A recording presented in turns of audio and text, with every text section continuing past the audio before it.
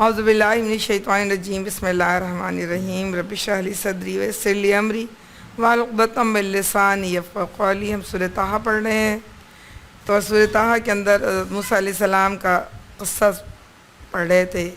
حضرت موسیٰ علیہ السلام کا قصہ یا قوم موسیٰ کے قصے کے دو حصے بنتے ہیں۔ ایک وہ حصہ جو حضرت موسیٰ علیہ السلام نے فرعون اور ان کے درباریوں اور اس قبطی قوم کے ساتھ مقابلے میں گزارا اور ان کو دعوت پہنچانے میں گزارا۔ ہم نے دیکھا کہ حضرت موسیٰ علیہ السلام اور ان کے ساتھیوں یعنی بنی اسرائیل کو اللہ رب العالمین نے نجات دی، اور فرعون اور اس کے تمام ان لشکریوں کو جو ان کو ختم کرنے آئے تھے ان کو اللہ رب العالمین نے ڈھا دیا۔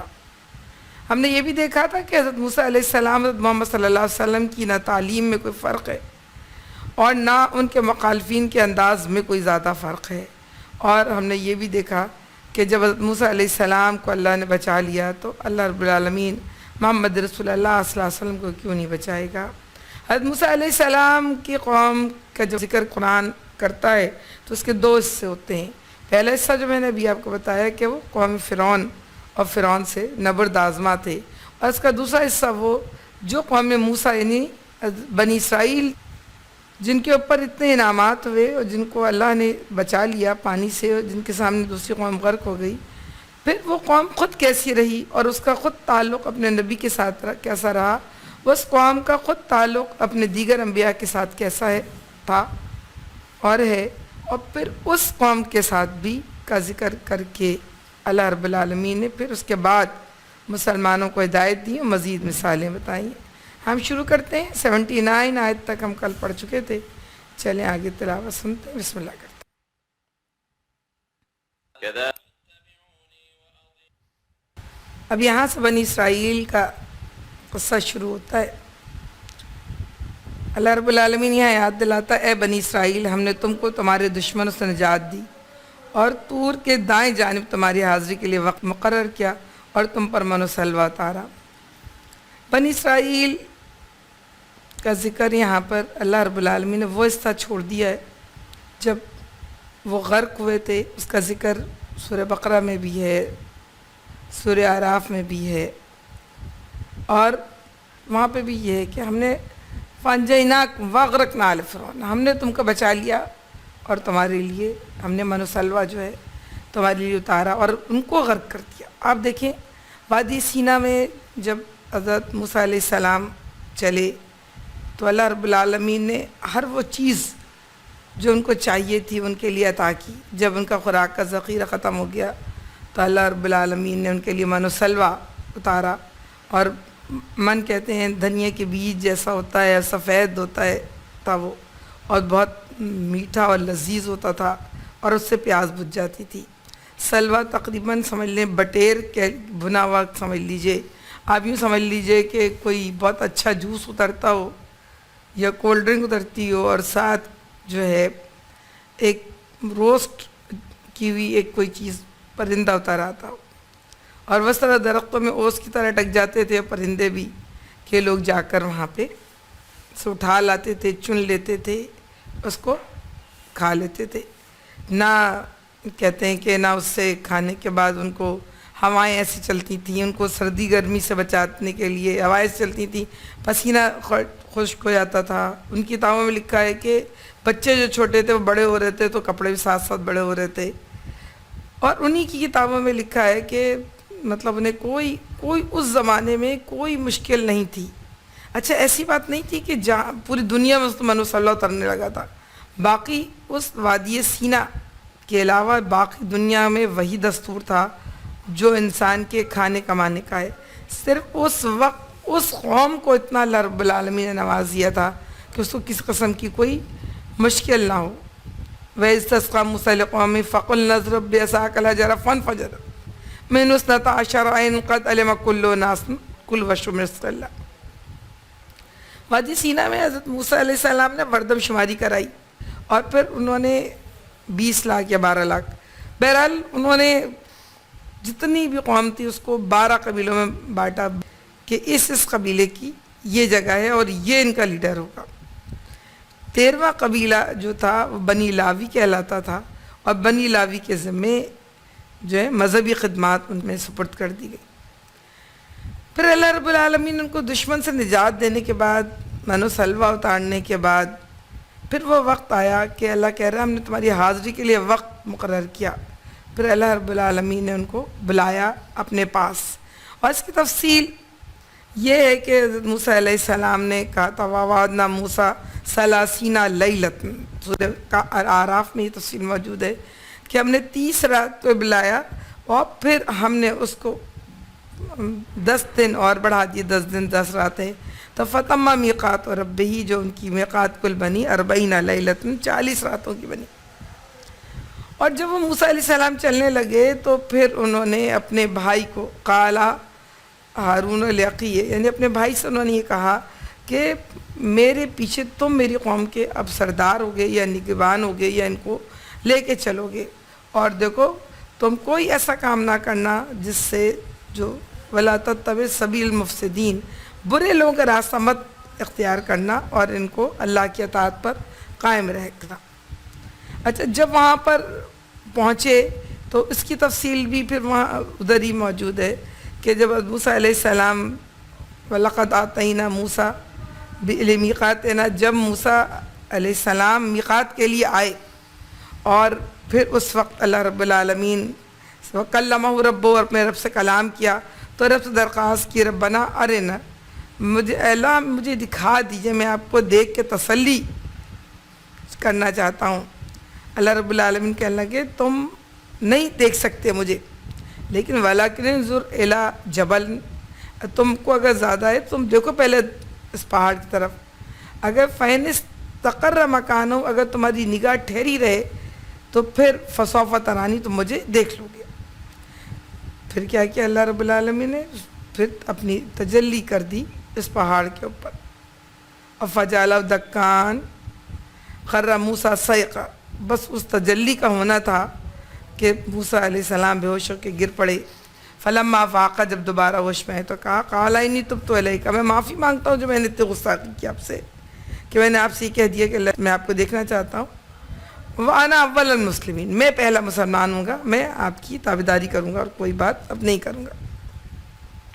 اور اس وقت اللہ رب العالمین نے انہیں شنید دی کہ ہاں تم إِنِّی اصْطَفَیْتُکَ عَلَى النَّاسِ بِرِسَالَاتِی وَکَلَامِی، ہم نے اے موسیٰ علیہ السلام ہم نے تم کو چن لیا ہے اب ساری قوم میں سے اپنی کلام کے لیے، کہ وہ انہوں نے اس طرح بات کی جیسا دو انسان بات کرتے ہیں۔ اللہ نے رب العالمین نے ان سے براہ راست بات کی، ان کو یہ اعزاز بخشا، اور تم کو میں نے اپنی رسالت کے لیے چن لیا اور تم کو اپنے کلام کے لیے بات کرنے کے لیے چن لیا۔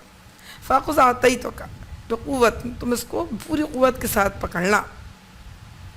پھر اللہ رب العالمین نے ان کو وہ ساری الواح عطا کی جس کے اندر ہر تفصیل موجود تھی، اور کہا کہ فَخُذْ بِقُوَّۃٍ، اس کو قوت کے ساتھ پکڑو، اور وَأْمُرْ قَوْمَکَ بِأَحْسَنِہَا، اور اپنی قوم کو بھی اچھی طرح تاکید کرو کہ یاخذوا بِأَحْسَنِہَا، وہ اچھی طرح سے اس کو پکڑیں، ان کو احکامات دیں۔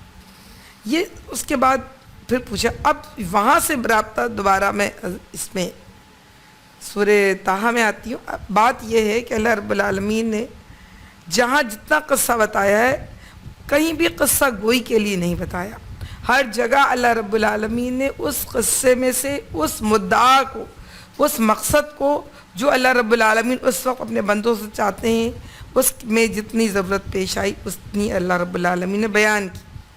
تو پھر اللہ رب العالمین اب یہاں پر اس کا حصہ اب بتا رہا ہے، وہ اس طرح بتا رہا ہے کہ کلوا من طیبات ما رزقناکم ولا تطغوا فیہ فیحل علیکم غضبی وما یحلل علیہ غضبی فقد ہوا، کھاؤ ہمارا دیا ہوا پاک رزق، اس سے کھا کر سرکشی نہ کرو ورنہ تم پر میرا غضب ٹوٹ پڑے گا، اور جس پر میرا غضب ٹوٹا پھر وہ گر کر ہی رہا۔ یعنی تم کو جتنی انعامات دیے ان کے شکر ادا کرو اور میں نافرمانی نہ کرو۔ وَإِنِّی لَغَفَّارٌ، اور البتہ جو توبہ کر لے لمن تاب وآمن وعمل صالحا ثم اهتدى، جو توبہ کر لے گا اور ہدایت کی طرف آ جائے گا اللہ اس کو معاف کر دے گا۔ یعنی اللہ کی مغفرت کے جو تقاضے ہیں وہ 4 ہیں، یعنی جو ڈیمانڈ ہے یا جو بنیادی نکات ہیں کہ اللہ سے اگر مغفرت چاہیے تو سب سے پہلے توبہ کرو، دوسری بات ایمان لاؤ، تیسری بات پھر یہ کہ نیک عمل کرو، اور چوتھی بات سیدھا چلتا رہے، یعنی اس پر قائم ہو جاؤ. توبہ آپ جتنے بھی برائیوں میں کوئی بھی شخص پڑا ہو، اللہ کہتا ہے پہلے جب توبہ کرے گا لَوَجَدَ اللَّهَ تَوَّابًا رَحِيمًا، اللہ کو بہت معاف کرنے والا رحیم پائے گا. اور پھر اس کے بعد توبہ کر کے ایمان لے آئے، یعنی دوبارہ اقرار کرے اپنے کلمے کا، یا دوبارہ رجوع کرے اپنے کام کی طرف، اپنے شہادہ کی طرف. اور پھر اس کے بعد صرف اقرار کافی نہیں ہوگا، بلکہ اس کی زندگی آگے جو ہے اس میں وہ نیک عمل کرے گا، برے عمل سے وہ بچے گا. پھر اس کے بعد وہ ایک دن نہیں کرے گا، ایک گھنٹہ نہیں کرے گا، ایک ہفتہ ایک مہینہ نہیں کرے گا، بلکہ پھر اس پہ ثم استقم قل آمنت باللہ ثم استقم، تو کہ پہ اللہ پر ایمان لایا پھر اس پر قائم ہو جا. تو جب ایسا کرنے لگ جائیں گے تو میں بہت درگزر کرنے والا ہوں، اللہ کہتا ہے پھر جو کچھ تم نے کیا ہے اس سے پہلے میں اس کو معاف کر دوں گا اور تمہارے لیے راستے کھولتا چلا.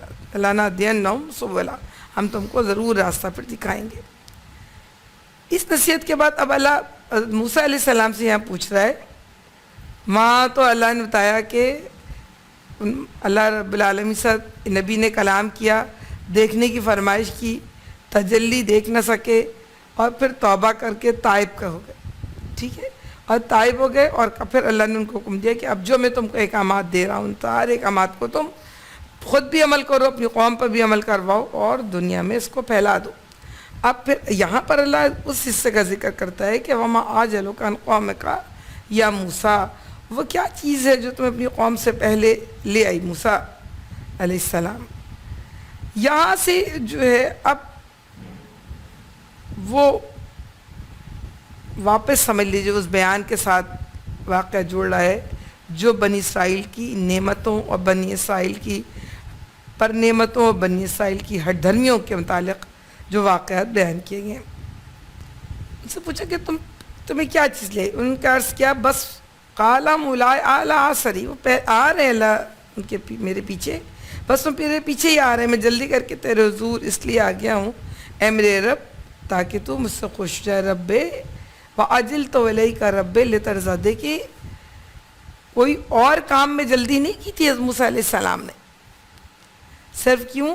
اس لیے کہ میں زیادہ عبادت کر لوں، اللہ کے رب العالمین کے زیادہ قریب ہو جاؤں، زیادہ اللہ رب العالمین کو خوش کرنے کے لیے یا اللہ کے انعامات کا متوجہ ہو جاؤں. مگر اللہ نے ڈانٹا کیا؟ اللہ نے کہا قَالَ فَإِنَّا قَدْ فَتَنَّا قَوْمَكَ مِن بَعْدِكَ أَضَلَّهُمْ سامری. تو پھر سنو اچھا، ہم نے پیچھے تمہاری قوم کو آزمائش میں ڈال دیا اور سامری نے انہیں گمراہ کر ڈالا.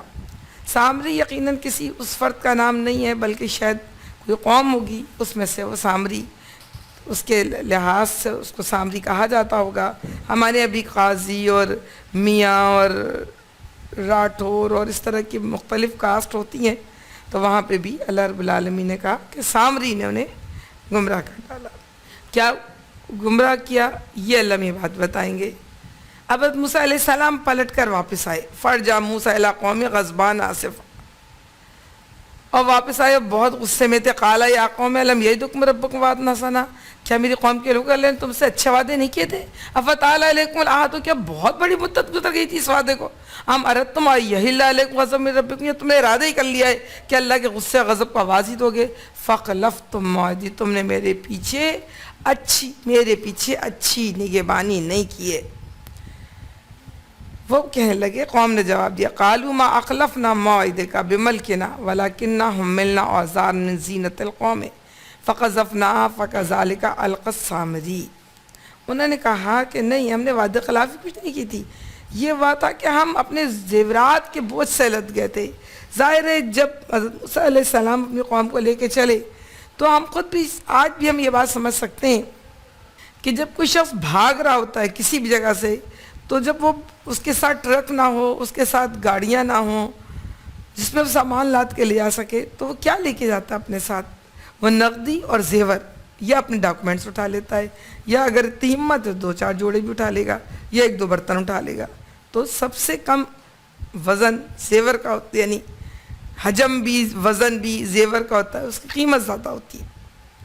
تو انسان زیور اٹھاتا ہے. ظاہر ہے وہ لوگ بھی چلے ہوں گے تو اپنی جو بھی بقایا پونجی رہی ہوگی یا اپنے زیورات رہے ہوں گے ان سب کو انہوں نے اٹھایا اور لے کر وہ چل پڑے.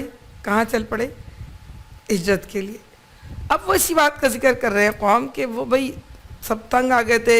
اچھا ہم بھی دیکھیں اب بھی لوگ جا رہے ہوتے ہیں اس طرح تو زیور پہن لیتے ہیں, وہ لگتا ہے کہ محفوظ ہی. عورتیں زیور پہنی ہوئی تھیں, عورتیں بھی تھک گئی تھیں گرمی سے, بے حال تھیں, مرد بھی تھک گئے تھے. اور تو انہوں نے جب کہا کہ مجھے سونا پگھلانا اور اس کو دوسری شیپ میں بدلنا آتا ہے, تم لوگ سب مجھے اپنے اپنے پاس اپنا سونا جمع کرا دو تو میں اینٹیں کی شکل دے دوں گا اور اس کو ہم رکھ لیں گے کسی گاڑی پہ, سب چیزیں محفوظ بھی رہیں گے, تم لوگ بھی ریلیکس ہو گئے. لوگوں نے بھی کہا کہ ہاں یہ بات صحیح. انہوں نے بچھڑا بنانے کے لیے سونا نہیں دیا تھا, بلکہ انہوں نے کہا کہ ہم نے تو بس اپنے سونے کو محفوظ کیا تھا یا سیو کرنے کے لیے ہم نے دیا تھا. اور جو کچھ کیا ہی سامری نے کیا, فَأَخْرَجَ لَهُمْ عِجْلًا جَسَدًا لَهُ خُوَارٌ فَقَالُوا هَٰذَا إِلَٰهُكُمْ وَإِلَٰهُ مُوسَىٰ فَنَسِيَ. ان لوگوں نے, اس نے کیا, سامری نے کیا کہ اس سے ایک بچھڑا بنا لیا, بیل کی سی آواز, اس کے اندر ایک ہنہرانے کی آواز نکلتی تھی. میرے خیال سے آج کے زمانے میں جب اتنے بیٹری والے اتنے مختلف قسم کے کھلونے اور ان میں سے آوازوں کا نکلنا کوئی مشکل اور ناممکن بات نہیں ہے تو اس زمانے کے لوگوں کے لیے, لیکن بہرحال یہ ایک بڑی بات تھی. اور وہ آواز نکلتا سن کر کہنے لگے کہ ھذا الہکم, یہ تمہارا بھی خدا ہے, یعنی اے لوگوں, و الہ موسیٰ, اور یہ تو موسیٰ علیہ السلام کا بھی خدا ہے. فنسیہ بھول. اچھا یہ بتا دوں, جب وہ لوگ وہاں سے چلے تھے نا, بڑی حیرت کی بات ہے, دوسری جگہ لکھا ہوا ہے کہ جب وہاں سے وہ چلے, کہاں سے, جب وہ دریا پار کر گئے, جب چلے تو آگے کوئی مصر کی ہی ساحل کی بستیاں تھیں, فوجی چھاونیاں تھیں, وہاں پہ چاندی کے بڑے بڑے بت لگے ہوئے تھے, لوگ ان کی پرستش کر رہے تھے.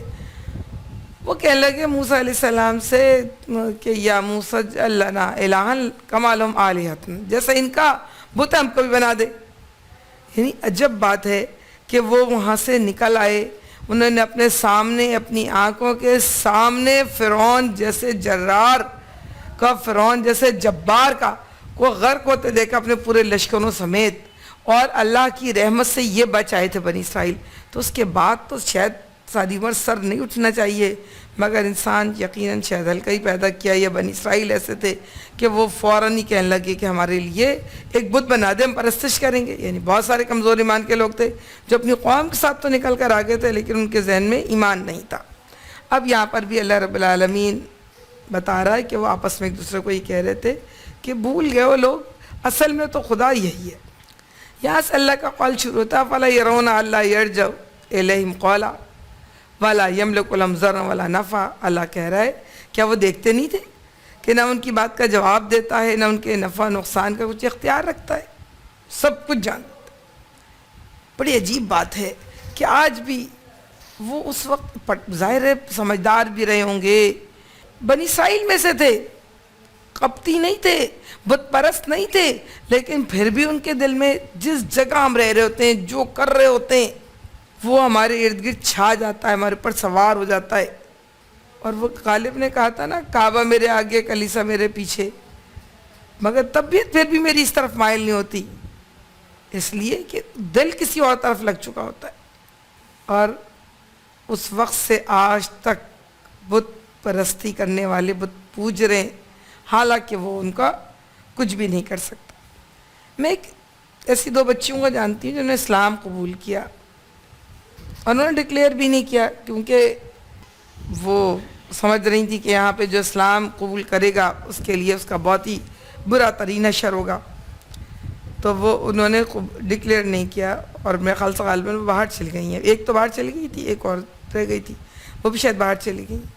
بڑی پڑھی لکھی ہائی پروفائل بچیاں تھیں, لیکن وہ دونوں بہنوں نے, وہ ہندو تھیں, انہوں نے اسلام کیسے قبول کیا وہ اپنی داستان خود بتاتی ہے. وہ بچی, اس کا نام اسلامی نام سمیہ ہے, اور ماں باپ نے کویتا نام رکھا تھا اس کا.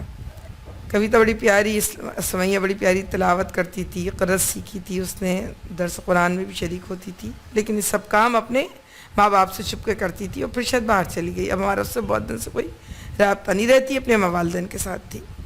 اس نے اپنے اسلام قبول کرنے کی وجہ بتائی, کہنے لگی ہم دونوں, ایک تو ہم سے جب بھی ہم مسلمان کے ساتھ پڑھتے تھے, ہم سے کوئی بھی دلیل دیتا تو ہمارے پاس کوئی خاطر خواہ جواب نہیں ہوتا تھا.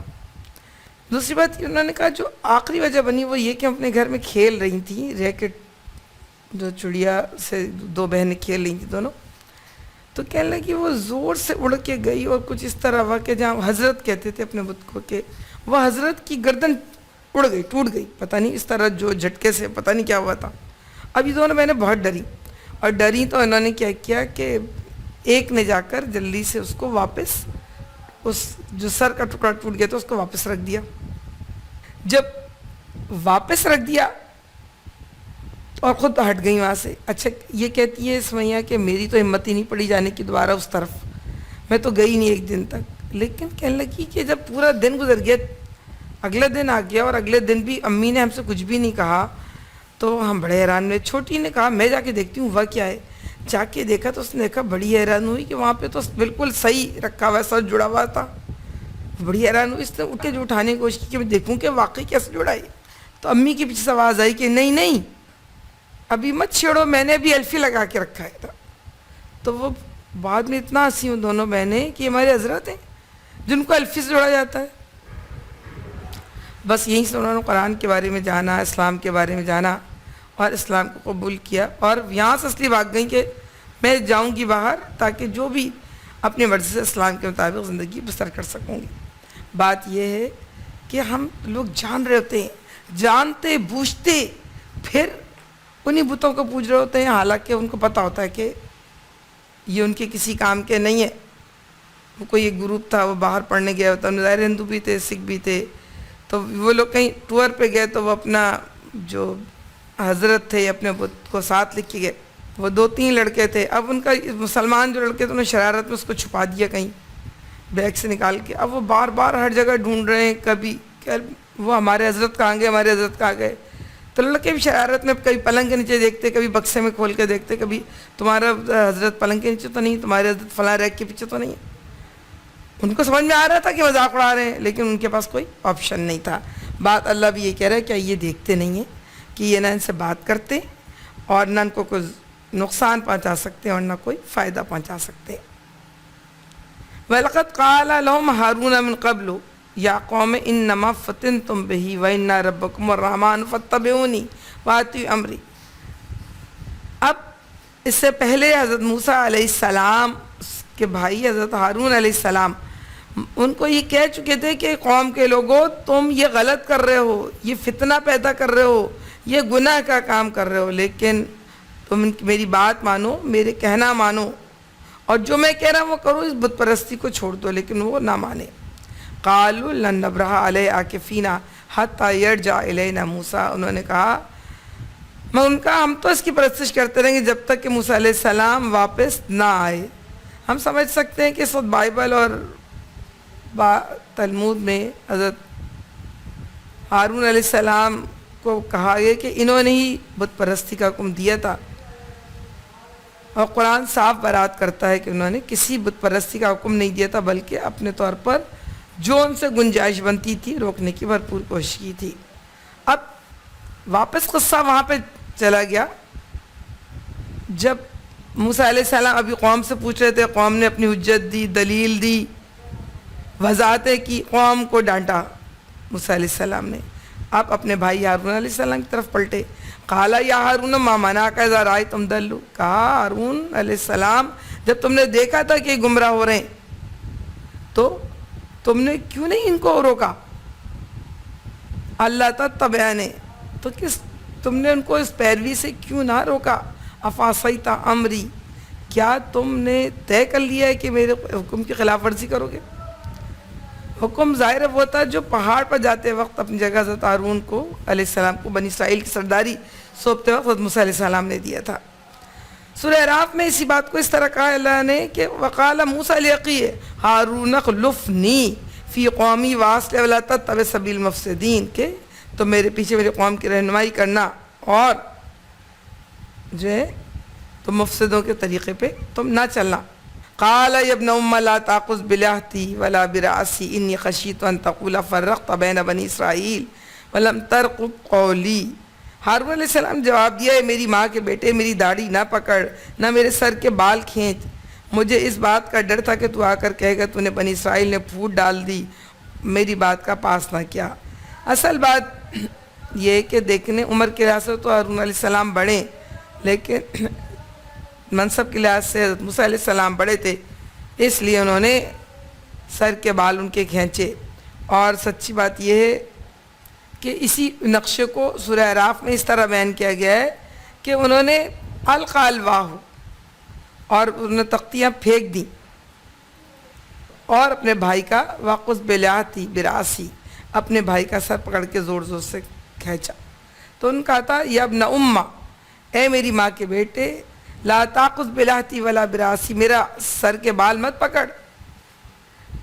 ان القوم استضعفونی کادوا یقتلوننی، میری قوم نے مجھ کو کمزور کر دیا تھا اور مجھے دبا لیا تھا، اور کادوا یقتلوننی، اور مجھے قتل کرنا چاہتے تھے. ولا تشمت بالاعداء، اور تو مجھ کو دشمنوں میں شامل مت کر. وہاں پر بتایا حضرت ہارون علیہ السلام نے کہ میں کمزور ہو گیا تھا، اگر میں اکیلا تھا، یہ اتنے سارے تھے، اور انہوں نے میرے دشمنوں کو، میں نہیں چاہتا تھا کہ تمہیں موقع ملے. یہاں اللہ نے اس بات کو بہت وضاحت سے کہہ دیا کہ تم آ کر کہو کہ تم نے بنی اسرائیل میں پھوٹ ڈال دی، میری بات کا پاس نہ کیا. تو موسیٰ علیہ السلام نے آتے ہی تختیاں پھینک دیں، بھائی کے وال پکڑ لیے، ان سب کو کھڑا کر کے لائن حاضر کر دیا کہ تم نے کیوں نہیں، تم نے اطاعت کی. تو جو لوگ کہتے ہیں موسیٰ علیہ السلام کی زبان میں لکنت تھی، جو لوگ کہتے ہیں موسیٰ علیہ السلام اچھی قوت بیان نہیں رکھتے تھے، اللہ نے ان کی اتنی قوت بیان، اتنی قوت، اتنی طاقت، اتنی پاور دی کہ جو ہارون علیہ السلام نہیں کر سکے تھے، موسیٰ علیہ السلام نے آ کر ساری دنیا ہلا دی اور سب سے جواب طلب کر لیا، سب نے جواب دیا. اور جب ہارون علیہ السلام سے پہلے قوم سے پوچھا، پھر حضرت ہارون علیہ السلام سے پوچھا، اور جب حضرت ہارون علیہ السلام نے اپنی برات کر دی، کیونکہ قوم نے نام لیا تھا سامری کا کہ اس نے بچھڑا بنایا تھا، ہم نے تو اس کو سونا دیا تھا، تو پوچھا قال فما خطبک یا سامری، تم بتاؤ تمہارا کیا معاملہ ہے. سامری کو دیکھیں وہ کیا جواب دیتا ہے، قال بصرت بما لم يبصروا به فقبضت قبضة من اثر الرسول فنبذتها وكذلك سولت لي نفسی. جواب دیا میں نے وہ چیز دیکھی جو ان لوگوں کو نظر نہیں آئی، پس میں نے رسول کے علیہ السلام کے نقش قدم سے ایک مٹھی اٹھا لی، اس کو ڈال دیا، میرے نفس نے مجھے کچھ ایسا ہی سجایا. پہلی بات تو یہ کہ اس نے رسول کو رشوت دے رہا تھا کہ میں جو کچھ دیکھ رہا ہوں یہ نہیں سمجھ سکتے، میں نے تو رسول کے مطلب یعنی رسول بھی ذرا دب جائے. سامری بھی کچھ ایسا ہی تھا. اس نے کہا کہ میں نے، ہر ایک اپنے آپ کو کچھ بڑی چیز سمجھتا ہے، تو کہا کہ میں نے رسول کے نقش قدم سے ایک مٹھی اٹھا لی. کچھ لوگ کہتے ہیں، قدیم مفسرین یہ کہتے ہیں کہ رسول سے مراد جبرائیل امین علیہ السلام ہے، یہ فرشتے. بہرحال فرشتہ ہو یا حضرت موسیٰ علیہ السلام، انہوں نے یہ اپنی تعویل پیش کی کہ دراصل اس میں آواز اس لیے آ رہی ہے کہ میں نے مٹھی اٹھائی تھی نبی کے یا فرشتے کے قدم کے نیچے سے، اس لیے اس کی برکت سے ایسا ہوا. پھر اس نے وضاحت لیکن دے دی خود کہ قد سولت وکذالک سولت لی نفسی، مجھ کو ایسا کرنے پہ میرے نفس نے ہی سجایا تھا کہ ایسا کر لو، کوئی مسئلہ نہیں ہوگا اور کوئی پریشانی نہیں ہوگی اور لوگ اس کو قبول کر لیں گے. جیسے قرآن بار بار کہتا ہے لا اقسم بیوم القیامہ ولا اقسم بالنفس اللوامہ، کہ نفس امارہ ہوتا ہے جو انسان کو ہر برے کام کی تحریک دلاتا ہے اور ہر برے کام کی طرف اس کو متوجہ کرتا ہے. تو دراصل برا سا برا کام کون سجاتا ہے؟ دل سجاتا ہے. اور اصل بات تو دل کی دنیا ہوتی ہے، باہر کی دنیا کوئی بہت بڑی چیز نہیں ہوتی. آپ دیکھیں جس کی دل کی دنیا بدل جائے، باہر کی دنیا کو اس کے پر کوئی اثر نہیں ہوتا. آپ نے پاگل دیکھے ہوں گے نا، سردیوں میں ننگے بدن چلے آ رہے ہیں، گرمیوں میں سویٹر پہنے چلے آ رہے ہیں، بال بکھرے ہوئے ہیں، جوتا پاؤں میں نہیں ہے، لوگ پتھر مار رہے ہیں، لوگوں کو وہ پتھر مار رہے ہیں، لوگ مذاق اڑا رہے ہیں، خود ہنستے، اپنے آپ سے باتیں کرتے. مہذب دنیا اپنی جگہ موجود ہے، پہاڑ، زمین، سورج، چاند، ستارے، فیکٹریاں، غلہ، کھانا، گھر، اچھا لباس موجود ہو، شاید ان کو بھی میسر ہو، لیکن ان کی دل کی دنیا بدل گئی، اس کو باہر کی دنیا سے انہیں کوئی سروکار نہیں. تو اصل تو بات دل کی دنیا ہے. دل کی دنیا کو جو جتنا قابو رکھے گا وہ اتنا ہی اچھا رہے گا. وہی قد افلح من زکاہا وقد خاب من دساہا، اپنے نفس کا جو تزکیہ کرے گا. لا تطع من اغفلنا قلبہ عن ذکرنا واتبع ہواہ، اس شخص کی بات نہ ماننا جو خود اپنی خواہشوں کا غلام ہو، اور اس بات کے لیے کہ تمہارا دل اچھا رہے. وَاصْبِرْ نَفْسَكَ مَعَ الَّذِينَ يَدْعُونَ رَبَّهُمْ بالغداتی والعشی، اپنے نفس کو مطمئن کرو ان لوگوں کے درمیان جو صبح شام اپنے رب کی اطاعت کرتے ہیں۔ ماحول بنا ضروری ہے، اور اس کے نفس کہا میرے نفس نے مجھے ایسا ہی کرنے کو کہا تھا۔ کیا جواب دیا حضرت موسیٰ علیہ السلام نے؟ قال فاذهب فإن لك في الحیاة ان تقول لا مساس، پہلی سزا تم جاؤ۔ اچھا، انسان کوئی گناہ کیوں کرتا ہے؟ کوئی گناہ وہ اس لیے کرتا ہے، کوئی بھی گناہ کرتا ہے اس کا دل چاہتا ہے مجھے فائدہ ہو، میں خوش ہوں، لوگ میری تعریف کریں، لوگوں میں میرا بڑا مقام ہو، میں کوئی بڑی پوسٹ حاصل کر لوں۔ شیطان کبھی بھی ابھی آگے ذکر آئے گا اچھی صورتحال میں، شیطان کبھی بھی شیطان کے روپ میں نہیں آتا، وہ ہمیشہ بھلائی کے روپ میں آتا ہے۔ تو پہلی بات یہ کہ تم چاہتے تھے کہ دنیا تمہارے گرد جمع ہو جائے، انسان چاہتا ہے کہ دنیا اس کی قدردانی کرے۔ سزا کیا ملی اس کو؟ فاذهب فإن لك في الحیاة، پوری زندگی جتنی تیری ہے تو ان تقول لا مساس، یعنی کوئی یا تو کوڑ کی بیماری ہے، یا کوئی جلدی بیماری ہے، یا کوئی سخت بیماری ہے، اس میں خود آدمی چیخ کر وحشت زدہ ہو کے اپنے کپڑے پھاڑ کر نکل رہا ہے، وہ کہہ رہا ہے کوئی میرے قریب نہ آئے، کوئی میرے قریب نہ آئے۔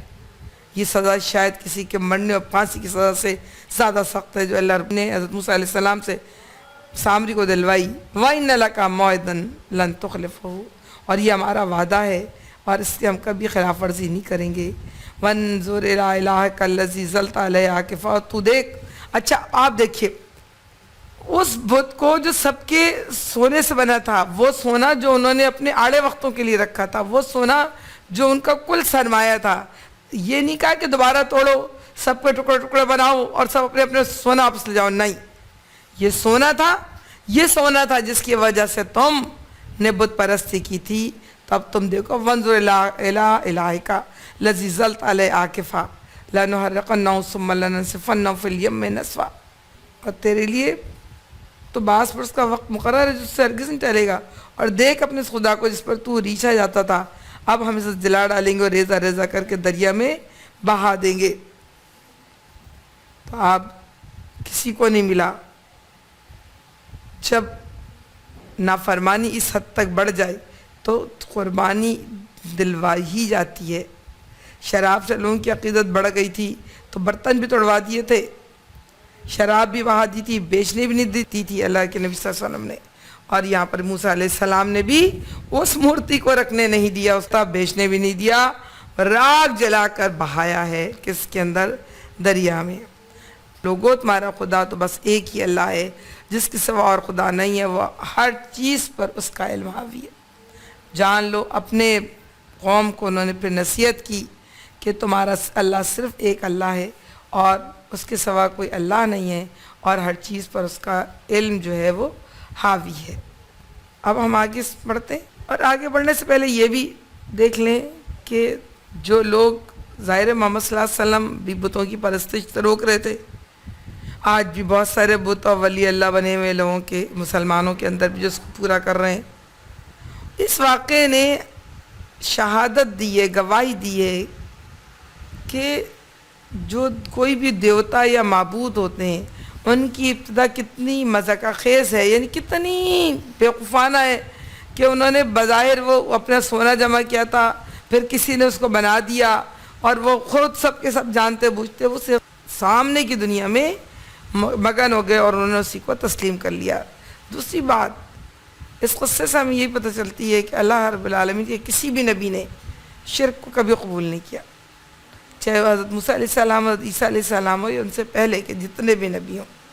حضرت ابراہیم علیہ السلام کو آگ میں ڈالا گیا تھا اسی لیے، تو جتنے بھی نبی تھے انہوں نے شرک کو کبھی قبول نہیں کیا۔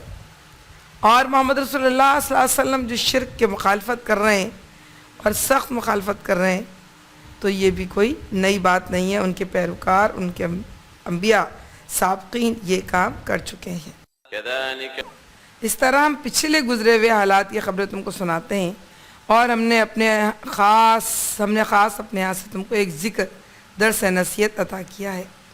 اب یہ جیسا کہ میں نے کہا وہ قصہ ختم ہوا اور رخ اس مضمون کی طرف مڑ جاتا ہے جس کے سورت کا آغاز ہوا تھا، یعنی قرآن پاک کی دعوت، محمد صلی اللہ علیہ وسلم کے طریقہ دعوت۔ ٹھیک ہے کہ حضرت موسیٰ علیہ السلام کا قصہ یہ کہ شروع ہو گیا تھا، اس سے سمجھ میں آ جائے گا۔ یہ سورت میں حضرت موسیٰ علیہ السلام کا قصہ کس مقصد کے لیے سنایا گیا تھا اور واپس قصہ ختم کر کے واپس اپنے اصل مقصد کی طرف اس کو جوڑ دیا گیا ہے. من اعرض عنہ فإنہ یحمل یوم القیامت وزرا. اب جب کوئی اس ذکر سے منہ موڑے گا وہ قیامت کے دن بار گناہ اٹھائے گا. خالدین فیہ وسالم یوم القیامت حملا. اور ایسے سب لوگ ہمیشہ اس کے وبال میں گرفتار رہیں گے اور قیامت کے دن ان کے لیے اس جرم کی ذمہ داری کا بوجھ بڑا تکلیف دہ بوجھ ہوگا.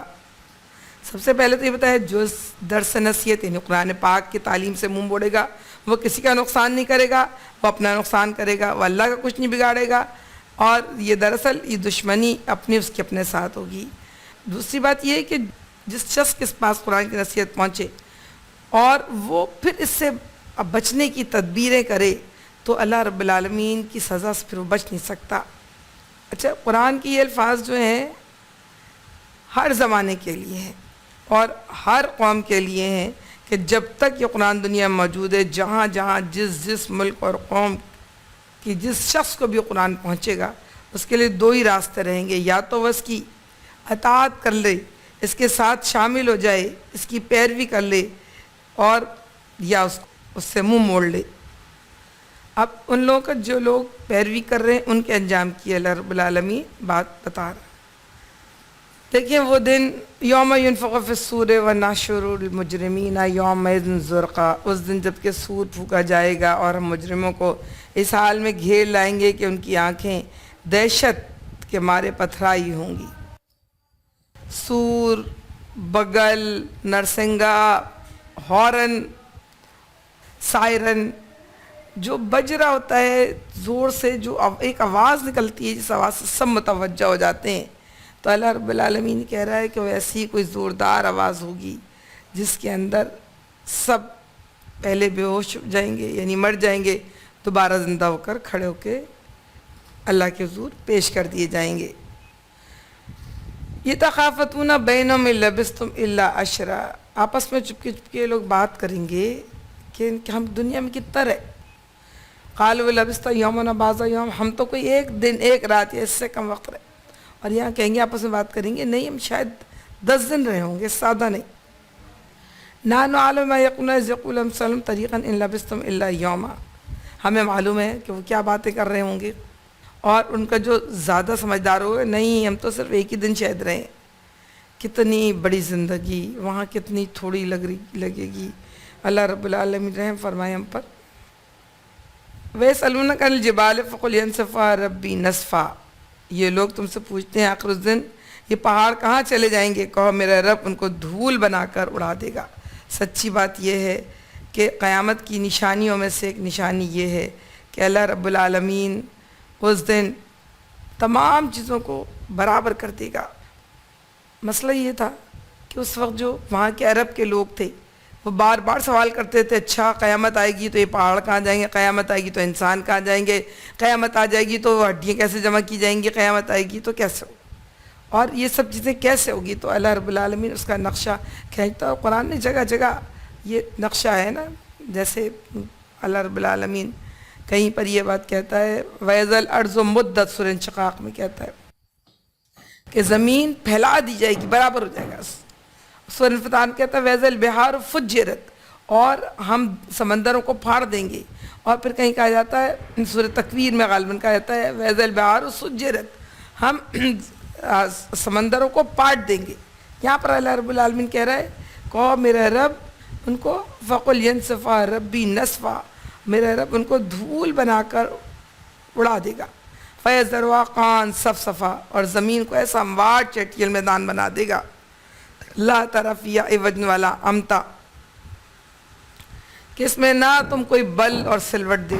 یعنی یہ جتنے پہاڑ زمین پہ موجود ہیں، جتنے سمندر، جتنے دریا، جتنے جنگلات جن کو آپ جو بھی کہیں، کوئی بھی چیز، معدنیات، جہاں جو چیز سب چیزیں ختم کر کے برابر ہموار زمین کر دی جائے گی. اور اسی زمین کے اوپر پہاڑوں کو ریزہ ریزہ کر دیا جائے گا. زمین ہمارا پورا زمین جو ہے وہ ایک ہو جائے گا. اور اسی بات کو قرآن جگہ جگہ اور بھی کہتا ہے. سورہ ابراہیم میں کہتا ہے یوم تبدل الارض غیر الارض وہ دن جب کہ زمین بدل کر کچھ سے کچھ کر دی جائے گی، اسی زمین کی شکل ہوگی جس پر حشر قائم ہوگا۔ اللہ تعالیٰ اس میں عدالت فرمائے گا۔ سورہ زمر میں یہ بیان کیا اللہ رب العالمین وقالوا الحمد للہ الذی صدقنا وعدہ، اللہ کا شکر ہے کہ اللہ نے ہم کو اپنا وعدہ پورا کیا، وَأَوْرَثْنَا الْأَرْضَ، اور ہمیں زمین کا وارث بنایا، نَتَّبَوْا مِنَ الْجَنَّةِ، اور ہم کو جنت دی ہے سو نشاؤ، ہمیں اجازت دے دی کہ جنت میں جہاں چاہیں وہاں پر ہم جائیں۔ فَنِعْمَ أَجْرُ الْعَامِلِينَ، یہی اجر ملے گا اللہ رب العالمین کے نزدیک۔ مفسرین اسی بات کے قائل ہیں کہ اسی زمین پر ہی حشر قائم ہوگا، اور اس کے لیے ساری زمین ہر چیز جو ہے برابر کر دی جائے گی۔ جو اب تک شروع سے لے کے آج تک جتنی ارواح موجود رہی ہیں زمین کے اندر، وہ سب بھی کھڑے ہو جائیں گے، اور ہم سب بھی کھڑے ہوں گے، اور ہمارے بعد آنے والے بھی کھڑے ہوں گے۔ تو یقیناً پھر جتنے وہ چیز جو سجائی جاتی ہے نا، اِنَّا جَعَلْنَا مَا عَلَى الْأَرْضِ عَلَىٰ زِينَةٍ لَهَا لِنَبْلُوَهُمْ أَيُّهُمْ أَحْسَنُ عَمَلًا، میں نے زمین بنائی، اس کو سجا دیا تاکہ دیکھیں کہ کون بہتر عمل کرنے والا ہے، اور دوبارہ وَإِنَّا لَجَاعِلُونَ عَلَيْهَا صَعِيدًا جُرُزًا، ہم اس کو دوبارہ ایک چٹیل اور ہموار میدان بنا دیں گے۔ اسی طرح آپ جو لفظ ہے نا سدرۃ المنتہا، جنت الماوا، اس کی تعویل مفسرین یہ پیش کرتے ہیں کہ یہ وہ جگہ ہے جس میں جنت کا وصف ہے، جس کے اندر جو شہداء ہیں ان کی روحیں رکھی گئی ہیں۔ جس کے بعد کی آیت ہے وہ بہت زبردست ہے یا بہت مشکل ہے، وہ اس طرح مجھے مشکل لگتی ہے کہ دیکھیں یومئذ یتبعون الداعی، اس روز لوگ منادی کرا دی جائے گی، سیدھے چلے آئیں گے، کوئی ذرا کر نہ دکھا سکے گا۔ وَخَشَّتِ الْأَصْوَاتُ لِلرَّحْمَٰنِ فَلَا تَسْمَعُ إِلَّا ہَمْسًا، اور کوئی آواز نہیں ہوگی، سب کی آوازیں رحمان کی آواز کے آگے دب جائیں گی۔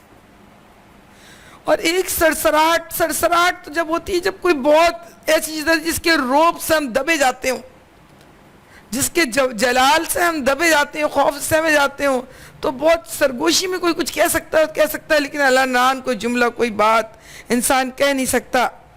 تو بات یہاں پر اللہ رب العالمین کہتا ہے دنیا کے جتنے بڑے بڑے، ایک ہاتھ میں اللہ سورج لپیٹ لے گا، ایک ہاتھ میں پوری زمین لپیٹ لے گا، کہے گا آئینہ متکبر، کہاں ہے متکبر جو میرے مقابلے میں کھڑے ہوتے تھے۔ وَأَشْرَقَتِ الْأَرْضُ بِنُورِ رَبِّهَا، اور رب کے نور سے زمین جو ہے روشن ہو جائے گی، اور تمام نام اعمال لا کے رکھ دیا جائے گا، اور تمام انبیاء اور شہداء سب حاضر ہو جائیں گے۔ یومئذ لا تنفع الشفاعۃ الا من اذن له الرحمن ورضی له قولا، اس روز شفاعت کسی کی بھی کارگر نہیں ہوگی الا یہ کسی کو رحمان اجازت دے، اور آیت الکرسی میں پڑھتے ہیں نا من ذا الذی یشفع عنده الا باذنہ، کون ہے جو اللہ کی اجازت کے بغیر اللہ کی جناب میں بات کر سکے گا۔ اور سورہ نبا میں نا یوم یقوم الروح والملائکۃ صفا لا یتکلمون الا من اذن لہ الرحمن وقال صوابا، وہ دن جب کہ روح اور ملائکہ سب کھڑے ہو جائیں گے اور ذرا بات نہ کریں گے، صرف وہی بولے گا، لا یتکلمون، کوئی نہیں بول سکتا، الا من اذن لہ الرحمن، صرف وہ بولے گا جس کو رحمان اجازت دیں، وقال صوابا، اور وہ ٹھیک بات کہے، کوئی خود سے بات بڑھا نہیں سکتا، اور وہ کسی کی سفارش نہیں کرتے۔ کون؟ فرشتے، بجز اس شخص کے جس کے حق میں سفارش سننے پر اللہ رب العالمین راضی ہو۔ وَكَم مِّن مَلَكٍ فِي السَّمَاوَاتِ لَا تُغْنِ شَفَاعَتُهُمْ شَيْئًا، اور یہ جو فرشتے ہیں نبی صلی اللہ علیہ وسلم کے زمانے میں وہ کہتے تھے یہ اللہ کی بیٹیاں ہیں، تو کہا جا رہا ہے کہ کم من ملک فی السماوات، یہ غالباً سورہ نجم کی آیت ہے کہ لا تغنی شفاعتهم، یہ کوئی شفاعت نہیں کر سکیں گے الا من بعد ان یاذن اللہ، الا یہ کہ اللہ انہیں حکم دے، لمن یشاء، جس کے لیے اللہ چاہے، ویرضا، جس سے وہ راضی ہو، جس سے وہ راضی ہوگا، جس کے لیے اجازت دے گا، اس کی سفارش چاہے فرشتے کریں چاہے نبی کریم صلی اللہ علیہ وسلم کریں۔ اور اچھی بات یہ ہے کہ جس کی سفارش اللہ سننا نہ چاہے گا وہ سفارش کر نہ سکے گا، اور کہتے ہیں کہ سب سے بڑی سفارش محمد رسول اللہ صلی اللہ علیہ وسلم کریں گے۔ قیامت کے نقشوں کے اندر جو بات کہی جاتی ہے وہ یہ کہ جب قیامت قائم ہوگی تو پہلے اللہ کا عرش حاضر ہوگا، پھر 8 فرشتے ہوں گے جو حمد و ثنا کرتے ہوئے وہ ظاہر ہوں گے میدان حشر میں، اور وہ اللہ کی حمد و ثنا کرتے ہوئے اس تخت کے یعنی جو اللہ کا عرش ہے اس کے آٹو پائر کی طرف حمد و ثنا کرتے ہوئے لپٹ جائیں گے. پھر اللہ رب العالمین خود کا جل فرما ہوگا. اس کے بعد تمام فرشتوں کو اللہ میاں ہاتھ ہلائیں گے, تمام فرشتے حاضر ہو جائیں گے اور وہ سب حمد و ثنا کر رہے ہوں گے. اس کے بعد اللہ میں دوبارہ ہاتھ ہلائیں گے تو تمام انبیاء کرام آ جائیں گے اور وہ بھی حمد و ثنا کر رہے ہوں گے اللہ کی. اور اس کے بعد پھر تمام نیک لوگوں کو اللہ اٹھائے گا, جتنے بزرگ اور جتنے اللہ رب العالمین کی اطاعت کرنے والے, اللہ کے راستے پہ چلنے والے لوگ تھے, وہ سب حاضر ہو جائیں گے. اس کے بعد جب اللہ میں دوبارہ ہاتھ لائیں گے تو پھر تمام عام لوگ جمع ہو جائیں گے, جن کی کچھ نیکیاں ہوں گی, کچھ برائیاں ہوں گی. وہ ڈر رہے ہوں گے, خوفزدہ بھی ہوں گے, ایک شور ہوگا, آہ بکا کا عالم ہوگا. اور اس کے بعد کہتے ہیں کہ پھر جتنے برے لوگ ہیں, نافرمان لوگ ہیں, وہ سب کے سب نافرمانوں میں واللہ عالم بالصواب غیر مسلم تو ہیں, اور یقیناً شاید وہ بھی ہوں گے جو کلمہ پڑھنے والے تھے لیکن انہوں نے بالپور زندگیاں جو ہیں اپنی بالکل نافرمانی ہی میں گزاری یا ہٹ دھرمی میں گزاری, واللہ عالم بالصواب. لیکن اس کے بعد کہتے ہیں کہ پھر اگلی مرتبہ جو آخر بندہ جو آئے گا وہ شیطان ہوگا. وہ اتنا خوفناک ہوگا اس کو دیکھ کے لوگ چیخیں مار رہے ہوں گے. اسی میں یہ بھی تفصیل موجود ہے کہ سارے جو جن کے کچھ لوگ نیکیاں ہوں گی, کچھ اپنے برائیوں سے ڈر رہے ہوں گے, وہ چاہ رہے ہوں گے کہیں کوئی سفارش ہو جائے, تو وہ سارے نبیوں کے پاس جائیں گے. حضرت آدم علیہ السلام کے پاس جائیں گے تو حضرت آدم علیہ السلام کہیں گے کہ مجھے تو بچوں وہ یاد آتا ہے کہ میں نے شیطان کا کہنا مان لیا تھا, حالانکہ اللہ نے معاف کر دیا, میری تو منہ نہیں ہے کہ میں جا کے سفارش کروں. تمام نبیوں کے پاس جاتے جائیں گے. حضرت ابراہیم علیہ السلام کے پاس جائیں گے تو کہیں گے میں نے دعا مانگی تھی اللہ سے اپنے والدین کے مغفرت کے لیے, جبکہ وہ مسلمان نہیں تھے, تو میں تو نہیں جاؤں گا سفارش کرنے کے لیے. پھر تمام نبیوں کے پاس جاتے ہیں گے اور ہر نبی کو اپنی کوئی نہ کوئی دنیاوی قصور یاد آئے گا علیہ السلام کہ میں اس وجہ سے میں نہیں جا رہا. پھر سب کے سب محمد رسول اللہ صلی اللہ علیہ وسلم کے پاس جائیں گے اور محمد رسول اللہ صلی اللہ علیہ وسلم ان کی سفارش کریں گے, مگر ان کی جن کی سفارش کی اجازت رب کائنات دے. اب اس کو ہم اس بات سے بھی سمجھ سکتے ہیں.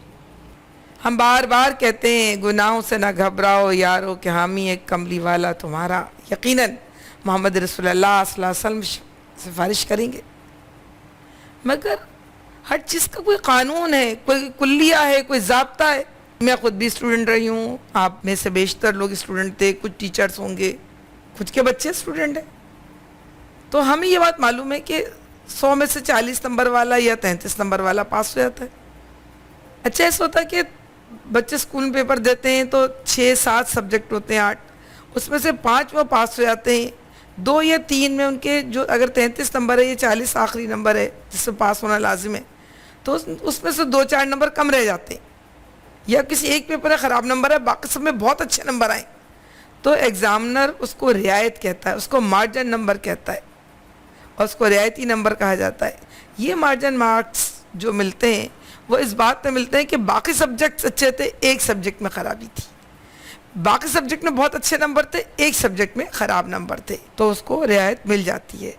یہی قانون شفاعت ہے کہ اس کو آپ نے لیکن کبھی اسکول میں کسی بچے کو, کسی بچے کے ماں باپ کو نہیں دیکھا کہ وہ 100 میں سے 33 نمبر کی 30 نمبر کی تیاری کرائے کہ 3 نمبر تو مارجن کے مل ہی جاتے, یہ 20 نمبر کی تیاری کرائے اور کہے کہ 10-12 نمبر تو مارجن کی مل جائیں گے. تیاری 100 نمبر کی کرائی جاتی ہے, پھر کمی رہ جائے تو مارجن نمبر ملتے ہیں. چھوٹوں سمیت آنکھوں میں کسی گھس جائیں اور کہیں معاف کر دو, تو اللہ اگر شفاعت قبول کرے گا. اللہ رحیم ہے تو اللہ عادل بھی ہے. اللہ رب العالمین کے ساتھ ہمیں تیاری پوری ہی کرنی چاہیے, اور شفاعت ضرور ملے گی مگر جس کو اللہ رب العالمین چاہے. یعلم ما بین ایدیہم وما خلفہم ولا یحیطون بہ علما. اللہ وہ بھی جانتا ہے جو انہوں نے پہلے بھیجا تھا, اور وہ بھی جانتا ہے جو انہوں نے نہیں بھیجا, وہ بھی جانتا ہے جو یہ کرنا چاہتے تھے نہیں کر سکے, اور وہ بھی اللہ رب العالمین جانتا ہے جن کو دوبارہ موقع ملے تو کیا کریں گے. دوسروں کو کسی کو بھی علم اس کا پورا نہیں ہے, ظاہر بات ہے جن بزرگوں سے ہم سفارش کی توقع رکھتے ہیں وہ ہمارے بارے میں کیا جانتے ہیں؟ اتنا ہی جانتے ہیں جتنا ہم نے کسی بھی ذریعے ان کو پتہ چلا ہو۔ اللہ رب العالمین جانتا ہے اور اللہ بتائے گا، یقیناً ان کی سفارش کروائے گا بھی اور سفارش سنے گا بھی جن کی کچھ کمی رہ گئی ہو۔ اور جو یہ آیت کا اگلا جملہ 111 نمبر جو آیت ہے کہ وَعَنَتِ الْوُجُوهُ لِلْحَيِّ الْقَيُّومِ، اور سب کے سر اسی حی القیوم کے آگے جھک جائیں گے۔ وَقَدْ خَابَ مَنْ حَمَلَ ظُلْمًا، اور نامراد ہوگا وہ اس وقت جو کسی بھی ظلم کا بار اپنے پر اٹھائے۔ ایک حدیث کا مفہوم کچھ اس طرح ہے کہ اللہ کے نبی صلی اللہ علیہ وسلم نے فرمایا کیا ہوگا قیامت کے دن تم مجھے سال میں نہ ملے کہ کسی کے آدمی کے اوپر بکریاں لدی ہوں اور وہ کہہ رہا ہو کہ مجھے بچاؤ بچاؤ بچاؤ، پتہ چلا اس نے ناجائز مال آ کے اپنے لیے حاصل کیا تھا، وہ اس کے اوپر پیٹھ پہ لدی ہوں گی اور وہ پکار رہا ہوگا کہ مجھے سے بچاؤ بچاؤ، کسی کے اوپر کپڑے لدے ہوں، کسی پر کچھ اور چیز، جتنے گناہ جس کے ساتھ کیے وہ انسان کے اوپر لدے ہوئے ہوں گے اور وہ پکار رہا ہوگا کہ بچاؤ بچاؤ، اور اللہ کے نبی صلی اللہ علیہ وسلم کہیں گے میں تمہاری کوئی مدد نہیں کر سکتا۔ اللہ کے نبی صلی اللہ علیہ وسلم تو یہاں تک کہا اے پھوپھی صفیہ رضی اللہ تعالیٰ جو ان کو بہت عزیز تھیں، اے بیوی حضرت عائشہ رضی اللہ تعالیٰ عنہ، اے بیٹی حضرت فاطمہ رضی اللہ تعالیٰ عنہ، ان کی عزیز ترین نصیحتیں تھیں کہ دنیا میں جو کچھ لینا مجھ سے لے لو، مگر 3 وقت ایسے ہوں گے جب کوئی کسی کا ساتھ نہیں دے گا۔ ایک جب نامہ اعمال تولے جائیں گے، ایک جب نامہ اعمال دائیں یا بائیں ہاتھ میں دیا جائے گا، اور ایک وہ جب پل صراط پار کیا جائے گا۔ پل صراط ہر ایک کو چلنا ہے، پار کرنا ہے، اس میں معافی کہیں نہیں ہے۔ تم میں سے ہر ایک جہنم پہ وارد چکر لگا رہا ہے، الا یہ کہ اللہ جس کو گرنے سے بچا لے اس کے اندر سے۔ اور ہاں یہ ضرور ہے کہ پل صراط کو کہتے ہیں تلوار کی دھار سادہ تیز ہے، اللہ رحم کر دے، اور نیچے کھائی ہے دونوں طرف، جو گر جائے گا وہ آگ میں گرے گا، اور اس میں گھوپ اندھیرا ہوگا، ہر ایک کی اعمال کی روشنی ہوگی جو اس کے ساتھ ساتھ چلے گی۔ اس میں جنتی ہوں گے وہ جو دوڑ رہے ہوں گے اس پل صراط کے اوپر، اور ان کا نور آگے آگے دوڑ رہا ہوگا اور وہ اس میں دوڑتے چلے جائیں گے۔ یسا نورہم بین ایدیہم و بایمانہم، ان کا نور آگے آگے دوڑ رہا ہوگا، پیچھے پیچھے چلتے جائیں گے۔ یقول منافقون للذین، ہاں منافق، کافر نہیں کہہ رہا اللہ، منافق کہہ رہا ہے، منافق ہوں گے للذین انظرونا، وہ کہیں گے ہماری طرف دیکھو، اہل ایمان سے کہیں گے ہماری طرف دیکھو، نقتبس من نورکم، ہم تم سے روشنی لیں گے، فلتمسوا، کہیں گے فلتمسوا نورا، آج نور نہیں ملے گا۔ اور پھر اللہ نے کہا ان کے درمیان ایک دیوار عائل ہو جائے گی، وَضُرِبَ لَهُم بَيْنَهُم بَابًا، دیوار عائل ہو جائے گی، باطن من رحمتی، فی باطن من رحمتی، اور اندر رحمت ہوگی، وظاہر من قبل العذاب، اور باہر سخت عذاب ہوگا۔ ینادوہم الم نکم معکم، وہ پکاریں گے باہر سے تم لوگوں نے پردہ کر لیا کہ ہم تمہارے ساتھی نہ تھے؟ کہیں گے بلا تمہارے ساتھی تھے، ولیکن فتنتم انفسکم، مگر تم نفس کے فتنے میں پڑ گئے تھے، ورتبتم، تم نے منہ پھیر لیا تھا، وغرتکم الامانیہ، اور تم اپنی خواہشوں میں غرق ہو گئے تھے، حتی جاء امرکم اللہ وغرکم باللہ الغرور، یہاں تک کہ اللہ کا فیصلہ آ گیا، تم کو اللہ نے تمہارے غرور کے اندر غرق کر دیا، ڈبو دیا۔ تو اللہ رب العالمین کہہ رہے کہ کوئی بھی بچ نہ سکے گا، سب کی ساری اکڑ دھری رہ جائے گی۔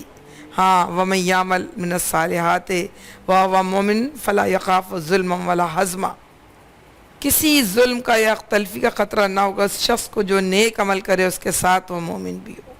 اصل بات یہ ہے کہ ایک ہی وقت میں، اچھا یہ اللہ رب العالمین انسان نہیں ہے، اس کو غصہ آئے تو سب کے اوپر آئے گا، اچھے موڈ میں ہو تو سب کے اوپر ہوگا، وہ اللہ رب العالمین ہے۔ آپ دیکھیں ہمیں وہ قصہ ملتا ہے نا، حضرت ابراہیم علیہ السلام کے پاس ایک ہی فرزادے آئے تھے اللہ کی طرف سے، پہلے ابراہیم علیہ السلام کے پاس آئے تو بھنا ہوا بچڑا لے آئے، وہ انہوں نے کھانے پہ ہاتھ نہیں بڑھایا تو ڈر گئے، وہ پوچھا کہ کیوں آئے ہو؟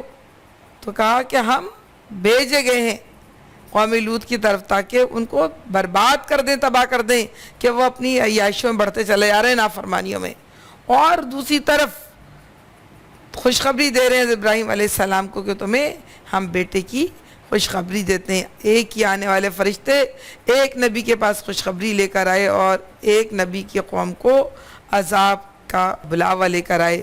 تو اللہ رب العالمین کہہ رہا ہے کہ جو اچھے لوگ ہیں انہوں نے نیک عمل کرے، دیکھیں اللہ یہ بات صاف کہتا ہے وَمَن يَعْمَلْ مِنَ الصَّالِحَاتِ، نیک عمل کرے وہو مومن اور ہو وہ مومن فلا یخاف الظلم ولا حزما، تو ان کے لیے نہ ظلم کا موقع ہوگا اور نہ کسی خوف کا موقع ہوگا۔ وَكَذَلِكَ أَنزَلْنَاهُ قُرْآنًا عَرَبِيًّا وَصَرَّفْنَا فِيهِ مِنَ الْوَعِيدِ لَعَلَّهُمْ يَتَّقُونَ أَوْ يُحْدِثُ لَهُمْ ذِكْرًا، اور اے محمد صلی اللہ علیہ وسلم ہم نے اسے قرآن عربی بنا کر نازل کیا اور اس میں طرح طرح سے تنبیہات کیے شاید کہ یہ لوگ کج روی سے بچیں یا ان میں سے کچھ ان کے آثار جو ہیں اس کی بدولت پیدا ہوں۔ آپ دیکھیں اللہ رب العالمین جب کوئی بات کہتا ہے، جب کوئی واقعہ بیان کرتا ہے، جب کوئی نصیحت کرتا ہے تو اس کے بعد تذکیر ضرور کرتا ہے، اور یہ تذکیر اسی طرح ہے کہ ہم نے اس قرآن کو عربی بنا کے بھیجا ہے اور اس میں وعید سنائی ہے تاکہ لوگ تقوی اختیار کریں، اور یا یہ کہ اس میں اس ذکر کو اپنے اندر وہ شامل کر لیں۔ کون سا واقعہ ہے؟ حضرت موسیٰ علیہ السلام کا واقعہ بھی بیان کیا گیا ہے، اور کون سا واقعہ ہے؟ اب قرآن و عربی اور محمد صلی اللہ علیہ وسلم کی طرف یہ واقعات پلٹ آئے ہیں۔ فَتَعَالَى اللَّهُ الْمَلِكُ الْحَقُّ، بس بالا و برتر ہے اللہ بادشاہ حقیقی۔ یہ آیت بتا رہی ہے کہ موضوع مکمل ہوا، اور اللہ رب العالمین کی حمد و ثنا، اللہ رب العالمین کی کبریائی ہر حکم کے ساتھ ہوتی ہے۔ اس کا مقصد یہی ہوتا ہے کہ لوگوں کو معلوم ہو کہ یہ کیسے رب نے بھیجا ہے، یہ کس طاقت والے رب نے بھیجا ہے، اور کس رحیم رب نے بھیجا ہے، اور کس کریم رب نے بھیجا ہے۔ اور اللہ رب العالمین یہاں پہ بتا رہا ہے کہ ہر چیز سے بالا برتر ہے واللہ، وہی بادشاہ حقیقی ہے۔ وَلَا تَجْعَلْ بِالْقُرْآنِ مِنْ قَبْلِ أَنْ يُغْضَى إِلَيْكَ وَحْيُ وَقُلْ رَبِّ زِدْنِي عِلْمًا، اور تم قرآن جب تک تمہاری طرف اس کی وحی کی تکمیل کو نہ پہنچ جائے تو جب تک تم جلدی نہ کرو، اور دعا کرو کہ پروردگار مجھے مزید علم عطا کرے۔ دیکھیں یہ 3 مرتبہ قرآن میں اللہ کے نبی صلی اللہ علیہ وسلم کو روکا گیا ہے، ایک سورہ قیامہ میں، ایک یہاں پر، اور ایک سورہ اعلیٰ میں غالباً۔ اس میں کہا ہے سنقرئک لا تنسیٰ، ہم تمہیں یاد دلا دیں گے، تم جو ہے تم جلدی نہ کرو، تیزی نہ کرو۔ دوسری بات یہ کہی ہے سورہ قیامہ میں اللہ رب العالمین نے کہا ہے کہ اللہ تحرک بہ لسانک لتعجل بہ، اپنی زبان کو جلدی جلدی حرکت مت دو، انا علینا جمع و قرآنہ، ہم جمع بھی کروا دیں گے، ہم سکھا بھی دیں گے، اور تمہیں اطاعت کرنے کا طریقہ بھی سکھا دیں گے، لیکن تم اس وقت جلدی نہ کرو۔ سنقرئک فلا تنسیٰ، ہم تمہیں یاد دلا دیں گے۔ یہاں پہ بھی اللہ رب العالمین نے کہا کہ جب تک وہی پوری نہ ہو جائے، جب تک تم بیچ میں جو یاد کرنے کی کوشش کرتے ہو، اللہ کے نبی صلی اللہ علیہ وسلم کوشش کرتے کہیں بھول نہ جاؤ، جلدی جلدی بیچ میں دہرائیں لگتے تھے، تو کہا کہ تم دہراؤ نہیں، ہم تمہیں جب تک وہی مکمل نہ ہو جب تک تم خاموشی سے سنو، ہم تمہیں ضرور سب باتیں سمجھا دیں گے۔ اور دعا یہ کیا کرو کہ رب زدنی علما، اسی لیے وہ دعا بھی سورہ طٰہٰ میں ہی ہے، رب اشرح لی صدری ویسر لی امری واحلل عقدۃ من لسانی یفقہوا قولی، ہم پڑھ چکے ہیں اور کل، اور اب یہ بھی رب زدنی علما ہم پڑھتے ہیں کوئی بھی کام کرتے ہوئے، یاد کرتے ہوئے، دہراتے ہوئے، تاکہ اللہ رب العالمین ہمیں استقامت دے۔ یہاں پر آپ دیکھ سکتے ہیں کہ دیکھیں 2 طرح کے لوگ تھے، 2 طرح کا انجام اللہ رب العالمین نے دکھایا۔ ایک قرآن پاک کے ماننے والے، پیروی کرنے والے، یعنی ایک وہ شخص جو قرآن کو مانے اس کی پیروی کرے، دوسرا وہ جو قرآن پاک کو نہ مانے اس کی پیروی نہ کرے، جن کا انجام قرآن پاک کی پیروی کرنے والوں کا بالکل مختلف ہے اور نہ پیروی کرنے والوں کا بالکل مختلف ہے۔ ہم ایک کے لیے جہنم اور ایک کے لیے جنت ہے۔ اللہ رب العالمین ہم سب کو جنت کے طلبگاروں میں بنائے اور ایمان لانے کے بعد پیروی کی توفیق عطا کرے۔ آئیے آگے بڑھیں۔ وطفقا يخصفان عليهما من ورق الجنة وطفقا يخصفان عليهما من ورق الجنة وعصى آدم ربه فغوى فأكل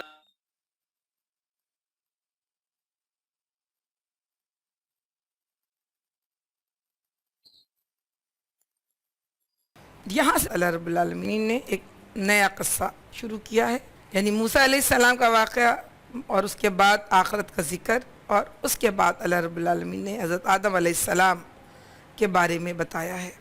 یہ قصہ اللہ رب العالمین نے مختلف مقامات پر دیا ہے، اور یہ بھی وہ ایک سبق ہے بھولا ہوا جس کو اللہ رب العالمین بار بار یاد دلاتا ہے۔ اور یہ وہ سبق ہے جو نو انسانی کو بالکل شروع میں اللہ رب العالمین نے دے دیا تھا، اور جسے یاد دلانے کے لیے قرآن پاک میں بار بار اس کا ذکر اس سے پہلے بھی آیا ہے۔ اللہ رب العالمین نے بتا رہا ہے کہ انسان کو کیونکہ شیطان بہکا رہا ہے، وہ تمہیں ایسی جگہ سے دیکھتے ہیں تم جہاں سے ان کو نہیں دیکھ سکتے۔ کہہ رہا ہے کہ شیطان مستقل انسانوں کو بہکانے میں لگا ہے اور اس کا سلسلہ جاری ہے۔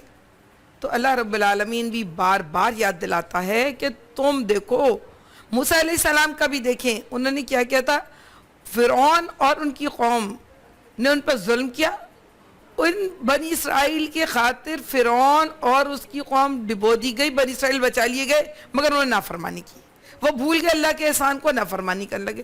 اب بالکل ابتدا شروع کی بات بتا رہے ہیں کہ ابلیس نے حضرت آدم علیہ السلام کی بات ماننے سے انکار کر دیا تھا، لیکن انسان اور حضرت آدم علیہ السلام کو اللہ رب العالمین نے خلیفہ بنایا تھا، جنت میں آزمائشی طور پہ رکھے گئے تھے، لیکن بات یہ کہ وہاں پر بھی ابلیس نے جو ہے ان کو، جس طرح موسیٰ علیہ السلام کے پیروکار اپنی تمام احسانات کو بھول کے غلطی پہ چلے گئے، اسی طرح کہ یہ جو فطری کمزوری ہے انسان میں اللہ تعالیٰ موجود ہے۔ تمہارے جد امجد نے دیکھا تھا سب کچھ، پھر بھی اس شیطان کے بہکائے میں آگتے چلے گئے۔ لیکن انسان اور شیطان کا فرق یہ ہے کہ انسان کے اندر بھول ہے، عزم کی کمی ہے، ارادے کی کمزوری ہے، اس لیے انسان اپنی ازلی دشمن جو ہے اس کا شیطان اس کے بہکانے میں آ کے ہر مرتبہ غلطی کر جاتا ہے۔ اللہ یہ کیا کہتا ہے کہ جب بھی وہ اپنے رویے کی اصلاح کریں گے، جب بھی وہ واپس پلٹ کر آئیں گے، التائبون اسی لیے کہتا ہے التائبون، وہ بار بار پلٹ کر آتے ہیں۔ کہا تھا شیطان نے تیری حرمت کی قسم میں ان کو بہکا کے رہوں گا، کہا میری حرمت کی قسم میں ان کو معاف کر کے رہوں گا جب تک کہ مجھ سے معافی مانگیں گے۔ تو اللہ بار بار بتا رہا ہے جو ہم نے عہد لیا تھا آدم علیہ السلام سے وہ بھول گیا، ہم نے اس میں عزم کی کمی پائی تھی، یعنی انسان کے اندر عزم کی کمی ہے کہ اس نے اللہ سے اس نے دیکھا تھا، سب کچھ دیکھا تھا کہ کس طرح اللہ رب العالمین وَإِذْ قُلْنَا الْمَلَائِكَةُ اسْجُدُوا لِآدَمَ فَسَجَدُوا إِلَّا إِبْلِيسَ، یاد کرو وہ وقت جب کہ ہم نے فرشتوں سے کہا تھا آدم علیہ السلام کو سجدہ کرو، وہ تو سب سجدے میں گر گئے، مگر ابلیس تھا جس نے سجدہ نہیں کیا۔ کیا کہا تھا اللہ نے، مَا مَنَعَكَ أَلَّا تَسْجُدَ وَإِذْ أَمَرْتُكَ، میں نے تمہیں حکم دیا تھا تم نے کیوں نہیں سجدہ کیا؟ قَالَ أَنَا خَيْرٌ مِّنْهُ، کہنے لگا میں بہتر ہوں، خلقتنی من نار خلقتہ من طین، مجھے تو اللہ اپنے آگ سے پیدا کیا، اس کو مٹی سے میں کیوں مانوں؟ اللہ نے کہا تم نکل جاؤ یہاں سے، تم نے بہت چھوٹا پن کا مظاہرہ کیا ہے۔ کہا میں نکل تو جاؤں گا مگر اس وقت تک کے لیے مجھے اللہ میاں مہلت دیں جب تک کہ آپ سب کو دوبارہ اٹھائیں گے، میں ثابت کر کے رہوں گا، سورہ حجر میں ثابت کر کے رہوں گا کہ اس کو بہکا کے ثابت کر کے رہوں گا کہ جو مجھ پر فاقد ہے یہ مجھ سے افضل نہیں ہے۔ اور اللہ نے کہا جاؤ انکم من المنظرین، میں تمہیں اس وقت تک کی مہلت دے رہا ہوں۔ تو کیا کہا تھا شیطان نے کہ میں لاقطن صراط مستقیم، میں ہر سیدھے راستوں کاٹوں گا، ثم لآتینہم بین ایدیہم ومن خلفہم، میں سامنے سے آؤں گا پیچھے سے آؤں گا، عن ایمانہم وعن شمائلہم، میں دائیں سے بھی آؤں گا بائیں سے بھی آؤں گا، لا تجد اکثرہم شاکرین، آپ ان میں سے اکثر کو اللہ میاں شکر گزار نہیں پائیں گے۔ یہ چیلنج تھا، پھر بھی اللہ نے کہا جاؤ نکل جاؤ، مذموما مدحورا، دھتکارے ہوئے، لمن تبعک منہم، ان میں سے جو تیرے ساتھ چلیں گے، لاملأن جہنم منکم اجمعین، ان کو میں تیرے ساتھ ہی جہنم میں بھیج دوں گا۔ ٹھیک ہے، اور بتایا اس شیطان کو جس کو ان کی وجہ سے دھتکارا گیا تھا حضرت آدم علیہ السلام کی وجہ سے، اللہ نے کہا، اب میں واپس سورۃ پہ آتی ہوں نا کہ 20ویں آیت ہے، فَقُلْنَا يَا آدَمُ إِنَّ هَٰذَا عَدُوٌّ لَكَ وَلِزَوْجِكَ فَلَا يُخْرِجَنَّكُمَا مِنَ الْجَنَّةِ فَتَشْقَىٰ، پھر ہم نے آدم علیہ السلام سے کہا کہ دیکھو یہ تمہارا اور تمہاری بیوی کا دشمن ہے، ایسا نہ ہو کہ تمہیں جنت سے نکلوا دے اور تم مصیبت میں پڑ جاؤ۔ إِنَّ لَكَ أَلَّا تَجُوعَ فِيهَا وَلَا تَعْرَىٰ، یہاں تو تمہیں یہ آسائش حاصل ہے کہ نہ بھوکے ننگے رہتے ہو، وَأَنَّكَ لَا تَظْمَأُ فِيهَا وَلَا تَضْحَىٰ، نہ پیاس اور دھوپ تمہیں ستاتی ہے۔ اللہ رب العالمین نے دو باتیں بتائی، پہلے کہا کہ شیطان تمہارا دشمن ہے، یاد کرو کہ اس نے تمہاری وجہ سے چیلنج سے لیا، اس سے بچ کے رہنا۔ پھر کہا کہ دیکھو جنت میں تم ہو، تمہارے پاس تمہیں بہت چیزیں ملی ہوئی ہیں کہ نہ تم یہاں بھوکے رہتے ہو نہ ننگے رہتے ہو. یعنی انسان کی بنیادی ضرورتیں، اس کا کھانا، اس کا لباس اور اس کے لیے آرام اور سکون اور اس کی پیاس، یہ 4 بنیادی چیزیں جس سے انسان خوش رہتا ہے. اللہ نے ان 4 بنیادی چیزوں کا ذکر کیا ہے کہ یہاں اس کے لیے تمہیں کوئی مشقت نہیں کرنی پڑے گی. ظاہر یقیناً شاید اس کی وجہ یہ تھی کہ اللہ رب العالمین نے، مولانا لکھتے ہیں کہ اللہ رب العالمین نے جب بنایا تھا تو جنت اور خلیفہ بنا کے بھیجا تھا، اور اگر جنت میں شاید وہ کامیاب ہوتے تو ان کو اپنی معاش کے لیے جدوجہد نہ کرنی پڑتی اور ان کو اپنے لیے اتنی جدوجہد نہ کرنی پڑتی، لیکن خلیفہ بنائے گئے. تو جن لوگوں کا یہ خیال ہے کہ زمین کی جو زندگی ہے یہی ہے، اس کے بعد نئی زندگی نہیں ہے، یہ غلط ہے. دراصل وہاں تو غلطی ہوئی تو اللہ نے سب کی آزمائش کی ہے، اور اغلب گمان یہ ہے کہ وہاں پھر سے وہ خلافت قائم ہوگی جس میں نیک لوگ مزے کریں گے، آرام کریں گے، اور شیطان کی پہنچ سے بھی وہ دور رہیں گے. لیکن یہاں اللہ بتا رہا ہے فوسوس الیہ الشیطان قال یا آدم هل ادلک علی شجرۃ الخلد والملک لا یبلی. شیطان نے اس کو بسلایا اور کہنے لگا آدم علیہ السلام بتاؤ میں تمہیں ادھر سب زندگی لا زوال سلطنت ہوتی. اس جگہ اللہ سورہ بقرہ میں بھی کہتا ہے، سورہ کہف میں بھی کہتا ہے، سورہ اعراف میں بھی کہتا ہے، جس میں کہا کہ کھاؤ پیو مزے کرو ولا تقربا هذه الشجرۃ، بس اس درخت قریب مت جانا. پھر کیا ہوا؟ فوسوس لہم الشیطان لیبدی لہما ما وری. شیطان نے ان دونوں کو بہکایا، قال ما نہاکما ان هذه الشجرۃ، تم دونوں کو تمہارے اللہ نے اس درخت کے پاس جانے سے لیے روکا ہے کہ ان تکون الملکین و تکون الخالدین. یہاں بھی یہی بات ہے، وہاں بھی یہی بات ہے کہ تم فرشتے ہو جاؤ گے. دیکھو ہم سب کھاتے ہیں وہ درخت کا پھل، ہم سب دیکھو فرشتے ہیں. وَتَكُونَ الْخَالِدِينَ، اور دیکھو تمہاری زندگی بہت تھوڑی رکھی ہے اللہ نے، تم یہ درخت کھا لو گے ہمیشہ ہمیشہ زندگی پالو گے. اور وَقَاسَمَهُ إِنِّي لَكُمَ مِنَ النَّاصِحِينَ، اور قسم کھا لی اس نے کہ میں تمہارا بڑا سچا خیر خواہ ہوں. یعنی اللہ میں سے معافی مانگ لینا، اللہ میں معاف کر دیں گے. اللہ میں اکیلی کیا مشکل ہے، بس اللہ میں بہت غفور رحیم ہے، تم ایک مرتبہ کر لو بس. کیا فَدَلَّاهُمَا بِغُرُورٍ، اس دھوکے میں آ گئے. اور فَلَمَّا ذَاقَا الشَّجَرَةَ بَدَتْ لَهُمَا سَوْآتُهُمَا، ان کی شرمگاہیں ایک دوسرے سے کھل گئیں، جس کو اللہ نے اپنے قدرت سے ڈھانکا ہوا تھا وہ سب کھل گئیں. اور وہ جو ہے یخصفان علیہما من ورق الجنہ، یہ وہاں پہ بھی یہی ہے کہ وہ اپنے آپ کو جنت کے پتوں سے، یعنی سورہ اعراف میں بھی یہی اپنے آپ کو جنت کے پتوں سے ڈھانپنے لگے. سورہ اعراف میں وَنَادَاهُمَا رَبُّهُمَا أَن تِلْكُمَا الشَّجَرَةَ، کیا میں نے تم کو منع نہیں کیا تھا اس درخت قریب مت جانا؟ وَأَقُلْ لَكُمَا، میں نے کیا تم دونوں سے کہا نہیں تھا کہ ان شیطان لکم عدو مبین، شیطان تم دونوں کا کھلا دشمن ہے.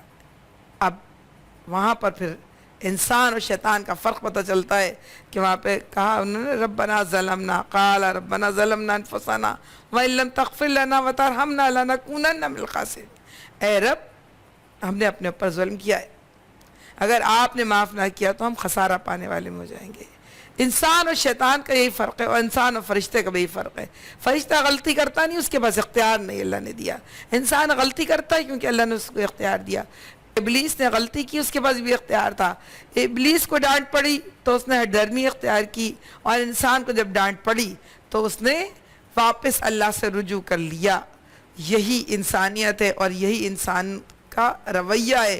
جب تک ہم اپنی غلطیوں پہ شرمندہ ہوتے رہیں گے، اپنے رب سے رجوع کرتے رہیں گے اور اپنے رب سے معافی مانگتے رہیں گے، جب تک ہمیں کوئی بھی روک نہیں سکتا اس بات کے لیے کہ ہم اللہ سے کے قریب نہ ہو جائیں. ثم اجتباہ ربہ فتاب علیہ، پھر اللہ نے اس کی توبہ قبول کر لی. وہدا، اور اس کو ہدایت بھی دی، اس کو بزرگی بھی دی، اس کو نبوت بھی دی. اور کہا قال اہبطا منہا جمیعا بعضکم لبعض عدو فَإِمَّا يَأْتِيَنَّكُم مِّنِّي هُدًى فَمَنِ اتَّبَعَ هُدَايَ فَلَا يَضِلُّ وَلَا يَشْقَىٰ. یہ پیغام یا یہ میسج سورہ بقرہ میں بھی ہے، قال اہبطوا بعضکم لبعض، تم اترو، تم ایک دوسرے کے دشمن ہو. فَإِمَّا يَأْتِيَنَّكُم مِّنِّي هُدًى فَمَن تَبِعَ هُدَايَ فَلَا خَوْفٌ عَلَيْهِمْ وَلَا هُمْ يَحْزَنُونَ. سورہ بقرہ میں نہ تمہیں کسی خوف کا موقع ہوگا، نہ تمہیں کسی رنج کا موقع ہوگا. اور سورہ اعراف کے اندر بھی یہی ہے کہ تم اتر جاؤ اور جان لو کہ اِنَّا جَعَلْنَا الشَّيَاطِينَ أَوْلِيَاءَ لِلَّذِينَ لَا يُؤْمِنُونَ، ہم نے شیطان اور ان کے ساتھیوں کو ان لوگوں پر مسلط کر دیا جو ایمان نہیں لاتے. اور وہ تم ایسی جگہ سے دیکھ رہے ہیں جہاں سے تم ان کو نہیں دیکھ سکتے۔ اب یہاں اب یہی نصیحت کی جا رہی ہے کہ تمہارے پاس کھلی نشانیاں آئیں گی، اور نشانیاں آئیں۔ یوسف علیہ السلام مسلم لے کر آئے تو موسیٰ علیہ السلام ید بیضا لے کر آئے، حضرت عیسیٰ علیہ السلام مردوں کو زندہ کرنے کی انعام لے کر آئے، حضرت عیسیٰ علیہ السلام کے پاس انجیل آئی تو موسیٰ علیہ السلام کے پاس تورات آئی، تو ابراہیم علیہ السلام کے پاس صحیفے آئے۔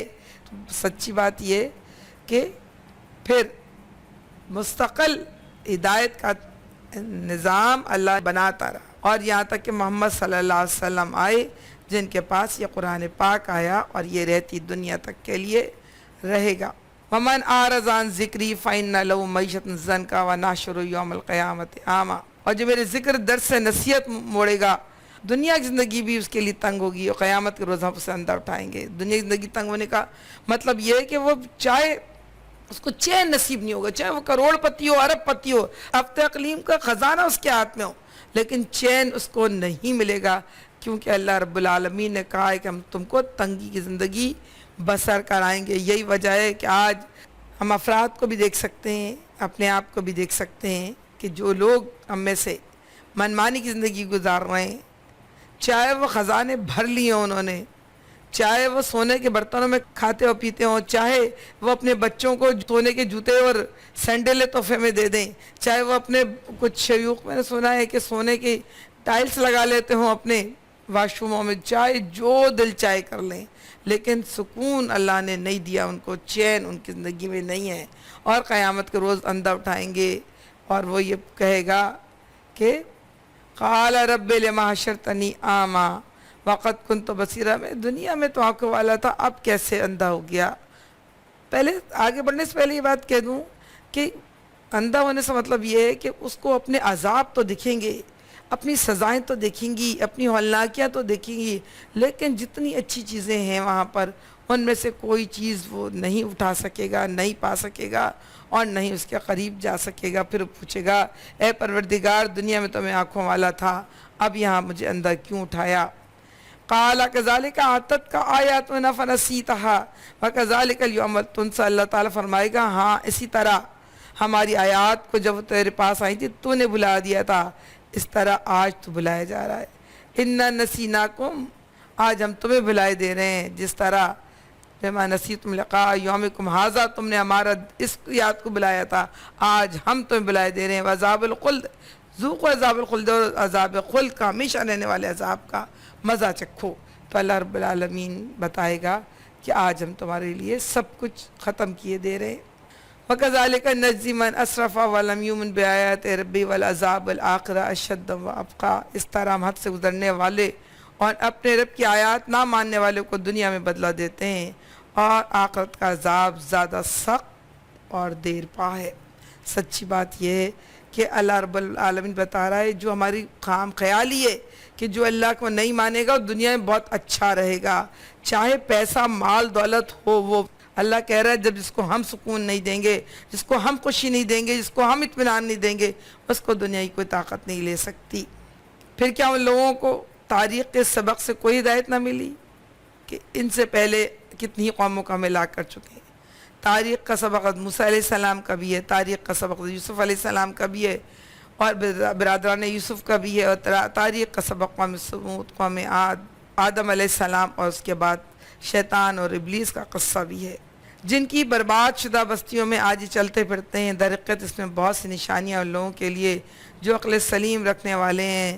سچی بات یہ ہے کہ یہ اہل مکہ مخاطب تھے، اور یہ سب جیسے میں نے کل بھی کہا تھا کہ یہ اپنے قافلے اور تجارت لے کے انہی کھنڈرات کے قریب سے گزر کے جایا کرتے تھے، جن قوموں کو بڑی زوراور قوم اور بستیاں تھیں، ان سب کو اللہ نے کھنڈر میں تبدیل کر کے رکھ دیا۔ وَلَوْلَا كَلِمَةٌ سَبَقَتْ مِن رَّبِّكَ لَكَانَ لِزَامًا وَأَجَلٌ مُّسَمًّى، اور اگر تیرے رب کی طرف سے پہلے ایک بات طے نہ کر دی گئی ہوتی اور مہلت کی ایک مدت مقرر نہ کی جاتی ہوتی تو ضرور ان کا بھی فیصلہ چکا دیا جاتا۔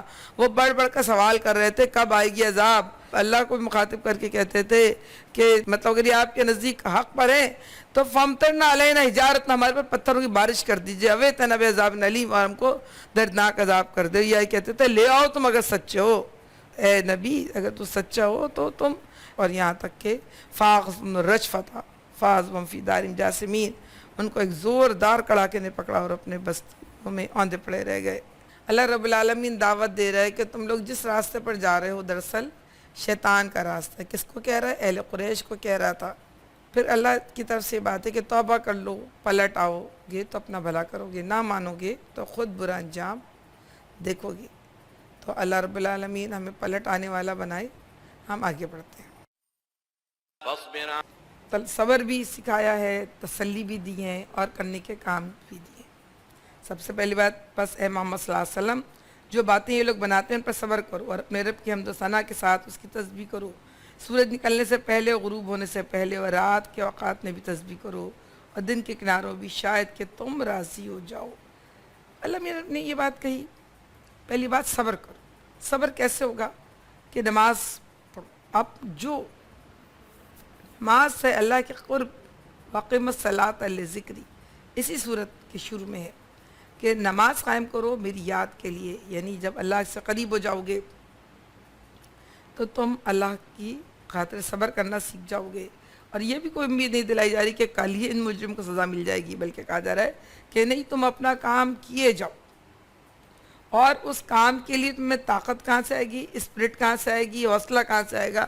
تم نماز کی پابندی کرو اور اس کو، نماز کو قائم کرو، نماز کی نصیحت دوسروں کو کرو اور سب مل کر نماز پڑھو۔ اور اسی کے اندر آپ جو ہے نماز کے اوقات بھی ہیں جو اللہ رب العالمین نے کہہ دیا، قبل طلوع الشمس سے فجر ہے، قبل غروبہا عصر ہے، ومن آناء اللیل فسبح واطراف النہار، اطراف النہار ظہر اور عصر ہے، اور جو ہے نا آناء اللیل رات کی نماز ہے۔ ٹھیک ہے، تو ساری نمازوں کا حکم بھی اللہ رب العالمین نے دے دیا ہے کہ نماز کی پابندی کرو۔ پھر اس کے بعد دوسری طاقت کا سرچشمہ، پہلا صبر، صبر کے لیے نماز، طاقت کا دوسرا سرچشمہ اللہ پہ بھروسہ، اللہ پہ توکل کرنا اور دنیا سے بے نیازی اختیار کرنا ہے۔ لا تمدن عینیک الی ما متعنا بہ ازواجا منہم زہرۃ الحیاۃ الدنیا، ہم نے دنیا میں جس کو جو دیا ہے تم اس کی طرف آنکھ اٹھا کے بھی نہ دیکھو۔ زندگی کی اس شان و شوکت کو جو ہم نے مختلف لوگوں کو دے رکھا ہے، وہ تو ہم نے انہیں آزمائش میں ڈالنے کے لیے دیے۔ تیرے رب کا دیا ہوا رزق حلالی بہتر اور پائندہ تر ہے۔ تو جو لوگ دنیا میں دوسروں کو رشک کی نگاہ سے دیکھتے ہیں، تو اللہ رب العالمین کہہ رہا ہے کہ ایک راست باز انسان، ایماندار انسان، اللہ کا اطاعت گزار انسان وہ کامیاب ہے، کیونکہ اس کو اس سب کا بدلہ اللہ رب العالمین کیا ملے گا۔ وہ شخص جو دنیا میں اپنی منمانی کرتا ہے، تو ہم نے دیکھا اس شخص کو جس کے برے عمل کو ہم اس کے لیے خوشنما بنا دیا۔ ذل صائم فی الحیات الدنیا، اس کی ساری دوڑ دھوپ دنیا کے لیے ہوتی ہے، اور وہ گمان کرتا ہے کہ وہ بہت صحیح، انم یسنون سونا، وہ گمان کرتا ہے کہ وہ بہت ہی اچھا کام ہے جو وہ کر رہا ہے۔ تو تم ان کی طرف ڈھاکے مت دیکھو۔ یعنی یہ بات مختلف جگہوں پر ہے۔ اللہ نے کہی بھی ہے کہ اگر مجھے مومنین کے غمزدہ ہونے خطرہ نہ ہوتا تو میں ان کی چھتیں سونے کی بنا دیتا۔ بات یہ ہے کہ اللہ رب العالمین ہر کافر، ہر منافق اور ہر بے دین کو، جو وہ کوئی بھی اچھا کام کرتا ہے، اللہ کے انصاف سے بعید ہے کہ اس کو اس کا اجر نہ دے۔ وہ اس کو اجر دیتا ہے، اس کو دنیا میں دے دیتا ہے، اور مسلمان اس کو، اس کا اجر اللہ نے آخرت کے لیے رکھا ہے۔ تو ہر گناہ، اس کا ہر غلطی، اس کی تکلیف، چھوٹی موٹی تکلیفوں کی صورت میں یا بڑی بڑی تکلیفوں کی صورت میں اللہ دنیا میں دے دیتا ہے۔ تو اللہ، اور یہ نہ بھی ہو تو اللہ آزمائشیں اس لیے دیتا ہے کہ اس کے ذریعے انسان اس پہ ثابت قدم رہے، ثابت کرے کہ وہ اللہ والا ہے، اور جب وہ اللہ والا ہے تو پھر اللہ اس کے بدلے میں اس کو جنت عطا کرے گا۔ یہ فساق، فجار، ناجائز طریقوں سے لوگ دولت، رشوت کما کے گھر بھر رہے ہیں، سامان بھر رہے ہیں، لوگ ڈنڈیاں مار مار کے کرپشن فری پاکستان کا ہم نعرہ لگا رہے ہیں۔ ادھر سے پکڑا جاتا ہے ادھر اٹھ جاتا ہے، ادھر سے پکڑا جاتا ہے ادھر اٹھ جاتا ہے، کبھی کبھی خود ذمہ داران خود ہی اس میں ملوث نظر آتے ہیں۔ مسئلہ یہ ہے کہ ہم سب قرآن کو بھول گئے۔ دنیا کا ڈر کچھ بھی نہیں کروا سکتا ہم سے، اور دنیا کے ڈر میں قانون نے کچھ بھی نہیں چھڑوایا ہم سے۔ یہی وجہ ہے کہ جب یورپ کے اندر بدکاری بے تحاشا پھیل گئی تو انہوں نے اس کو حلال کر دیا، انہوں نے یکجنسی کو حلال کر دیا، انہوں نے عورت کی شادی کو حلال کر لیا، قانونی کر لیا، انہوں نے مرد کی شادی کو قانونی کر لیا، انہوں نے ابارشن کو قانونی کر لیا، اس لیے کہ وہ روک نہیں سکتے۔ انہوں نے شراب پینے کی اجازت کھلم کھلا دے دی، وہ یہ نہیں کہ سب اچھا سمجھ رہے ہیں، وہ اس کو روک نہیں رہے، دنیا کے قانون نہیں روک سکتے۔ اللہ کا ڈر، اللہ کی محبت وہ روکے گی۔ تو اللہ کہہ رہا ہے وَرِزْقُ رَبِّكَ خَيْرٌ وَأَبْقَىٰ، جو رزق، جو آسانیاں اللہ دیتا ہے وہ بہت بہتر ہے۔ اور اس کے لیے پھر اسی دیکھیں یہ آیت مسلمانوں کا نصیحت ہی کر رہی ہے۔ پہلے صبر کی بات کی، پھر صبر کے لیے نماز کی اہمیت کا احساس دلایا گیا، پھر نماز کے اوقات بتائے گئے، پھر ساری دنیا سے واپس پلٹ آنے کی بات کی گئی، پھر دوبارہ نماز کی طرف اللہ حکم دیتا وَأْمُرْ أَهْلَكَ بِالصَّلَاةِ وَاصْطَبِرْ عَلَيْهَا، اور خود بھی نماز قائم کرو اور اپنے اہل و عیال کو بھی نماز کا پابند بناؤ۔ لا نسألک رزقا، ہم تم سے کوئی رزق نہیں چاہتے ہیں، نحن نرزقک، رزق تو ہم ہی دیتے ہیں، والعاقبۃ للتقویٰ، اور جو آخرت ہے وہ تو متقیوں کے لیے ہے۔ تو سیدھی سی بات ہے کہ ہمارے بال بچے، ہماری فیملی کے لوگ ان کی عیاشیاں دیکھ دیکھ کر پریشان نہ ہوں۔ اللہ کے نبی صلی اللہ علیہ وسلم کو بتایا جا رہا ہے، صحابہ کرام کو بتایا جا رہا ہے کہ تمہارے بچے، تمہارے ساتھ وابستہ لوگ ان کی عیش و عشرت کو دیکھ کر غمزدہ نہ ہوں، یہ ان کی چند روزہ زندگی کا سامان ہے، پھر اس کو ہم دوبارہ واپس ختم کر دیں گے، اور یومئذ عن النعیم، ان سے پھر ہر نعمت کی جواب طلبی ہم کر لیں گے۔ اور سچی بات یہ ہے کہ اللہ یہ کہہ رہا ہے ہم تمہیں اس لیے نہیں کہہ رہے تم نماز قائم کرو کہ ہمیں کوئی تقویت مل رہی ہے، ہم تمہیں اس لیے کہہ رہے ہیں کہ تم کو تقویت ملے گی، اس لیے نماز قائم کرنے کے لیے کہا جا رہا ہے کہ اس کا انعام بہت بڑا ہے، اس لیے نماز قائم کرنے کا جا رہا ہے، اس سے تمہارے اندر ثابت قدمی آئے گی۔ اللہ جو کچھ کہہ رہا ہے وہ بندوں کے لیے کہہ رہا ہے، اور کہہ رہا ہے ہم تم کو رزق دیتے ہیں، تم ہمیں نہیں دیتے، تیرا کرم کہ چنا مجھ پر امتحان کے لیے۔ تو اللہ کا کرم ہے کہ اللہ رب العالمین مسلمانوں کو دنیا کی زندگی سے اٹھا کر اپنے لیے چن لیا۔ وَقَالُوا لَا يَأْتِينَا بِآيَاتٍ مِّن رَّبِّهِ أَوَلَمْ تَأْتِهِمْ بَيِّنَةٌ مَّا فِي الصُّحُفِ الْأُولَىٰ، وہ کہتے ہیں کہ یہ شخص اپنے رب کی طرف سے کوئی نشانی معجزہ کیوں نہیں لاتا، کیا ان کے پاس اگلے صحیفوں کی تعلیمات کا واضح بیان نہیں آ گیا؟ حیرت کی بات ہے وہ لوگ معجزہ مانگتے تھے جنہوں نے عیسیٰ علیہ السلام جب اندھے کوڑی کو صحیح کر دیتے تھے اور مردے کو زندہ کر دیتے تھے، پرندے کے اندر جان ڈال دیتے تھے مٹی کے اللہ کے حکم سے، اس کو تو پھانسی چڑھا دیا انہوں نے، اس کے معجزے پہ کیوں نہیں ایمان لائے؟ نشانی تو مانگی تو موسیٰ علیہ السلام سے، لاٹھی بھی دیکھ لی، دریا کو بھی دیکھ لیا کہ سمندر بھی کھڑا ہو گیا، اور ان کے لیے مختلف قسم کے عذاب بھی ٹل گئے، پھر کیوں نہ وہ ایمان لائے؟ پھر اپنے نبیوں کے ساتھ انہوں نے کیوں سلوک کیا؟ تو بتایا جا رہا ہے اللہ رب العالمین کی طرف سے کہ نشانی جو مانگ رہے ہیں تو کیا پچھلی تعلیمات کا واضح بیان نہیں آیا؟ اور وہ کہتے تھے مال حاضر رسول ہے، یہ کیسا رسول ہے جو بازاروں میں چلتا ہے اور کھاتا یاکل الطعام ویمشی فی الاسواق، جو بازاروں میں چلتا ہے اور کھانا کھاتا ہے۔ تو اللہ کہہ رہا ہے جو پہلے موسیٰ علیہ السلام کے بازاروں میں چلتے تھے، کھانا نہیں کھاتے تھے، حضرت عیسیٰ علیہ السلام کھانا نہیں کھاتے تھے، حضرت ابراہیم علیہ السلام کے ماننے والے جو کہ ابراہیم علیہ السلام کھانا نہیں کھاتے تھے، کون سی تعلیمات ہے جو تم تک نہیں پہنچی ہے؟ ساری تعلیمات ان تک پہنچی ہے۔ جو سوال کرتا ہے وہ اس لیے نہیں کرتا کہ سمجھنا چاہتا ہے، سوال کرنے والا اس سے سوال کرتا ہے جو سمجھتا ہے کہ اس سے کسی کو وہ گڑبڑا دیں گے یا مس گائیڈ کریں گے۔ اللہ رب العالمین کہہ رہا ہے جن کو ایمان لانا ہے ان کو وہ لے آئیں گے، وہ اتنے سوال ہرگز نہیں کریں گے۔ وَلَوْ أَنَّا أَهْلَكْنَاهُمْ بِعَذَابٍ مِّن قَبْلِهِ لَقَالُوا رَبَّنَا لَوْلَا أَرْسَلْتَ إِلَيْنَا رَسُولًا فَنَتَّبِعَ آيَاتِكَ مِن قَبْلِ أَن نَّزِّلَ وَنَخْزَىٰ، اگر ہم اس کے آنے سے پہلے ان کو کسی عذاب سے ہلاک کر دیتے تو پھر یہی لوگ کہتے ہیں ہمارے پروردگار تو نے ہمارے پاس کوئی رسول کیوں نہ بھیجا کہ ذلیل رسوا ہونے سے پہلے ہم تیری آیات کی پیروی اختیار کر لیتے، اللہ محمد صلی اللہ علیہ وسلم کو نہ بھیجتا، اللہ قرآن پاک کو نہ اتارتا، اور کہتا تمہارے پاس انبیاء کی تعلیمات تو تھی نا، حضرت عیسیٰ علیہ السلام کی انجیل تو موجود تھی، تورات بھی موجود تھے، تم نے کیوں نہیں صحیح بات سمجھی اور ہم تم کو عذاب میں مبتلا بستی کو پلٹ دیتے تو پھر کیا ہوتا؟ پھر کہتے اللہ اگر آپ نے ہمیں نبی بھیجا ہوتا تو ہم مان کے دکھاتے، اگر آپ نے ہمیں کتاب دی ہوتی تو ہم عمل کر کے دکھاتے، لیکن جب وہ کتاب بھی آ گئی نور علی نور جس میں روشنی روشنی ہے تو اس روشنی کو پانے کے باوجود ہم اپنی آنکھیں بند کیے بیٹھے ہیں، اپنا دل بند کیے بیٹھے ہیں، اپنا گھر بند کیے بیٹھے ہیں۔ کتنی اچھی روشنی ہو، جب تک آنکھوں میں روشنی نہیں رہے گی باہر کی روشنی نظر نہیں آ سکتی. جب تک کتنی اچھی روشنی نہ ہو بجلی کی لیکن بٹن نہیں جلائیں گے تو روشنی نہیں آئے گی. کتنی اچھی روشنی ہو باہر دھوپ کی مگر دروازے کھڑکی پردے کس کے بند کیے رہیں گے تو گھروں میں نہیں آئے گی. تو اللہ کا قرآن، اللہ کا نور، اللہ کی روشنی، اللہ کا دین، اللہ کا اسلام بالکل واضح روشن کی طرح. بات تو یہ کہ اپنا دل ہمارے کھولنے کی آج بھی ضرورت ہے، اپنے گھروں کو قرآن کے لیے آج بھی کھول لینے کی ضرورت ہے. اللہ کے نبی کریم صلی اللہ علیہ وسلم فرمایا جس کے دل میں قرآن نہیں اس کا دل بنجر ویرانے کی مانند ہے. جس کے گھر میں قرآن نہیں پڑھا جاتا وہ گھر قبرستان کی مانند ہے.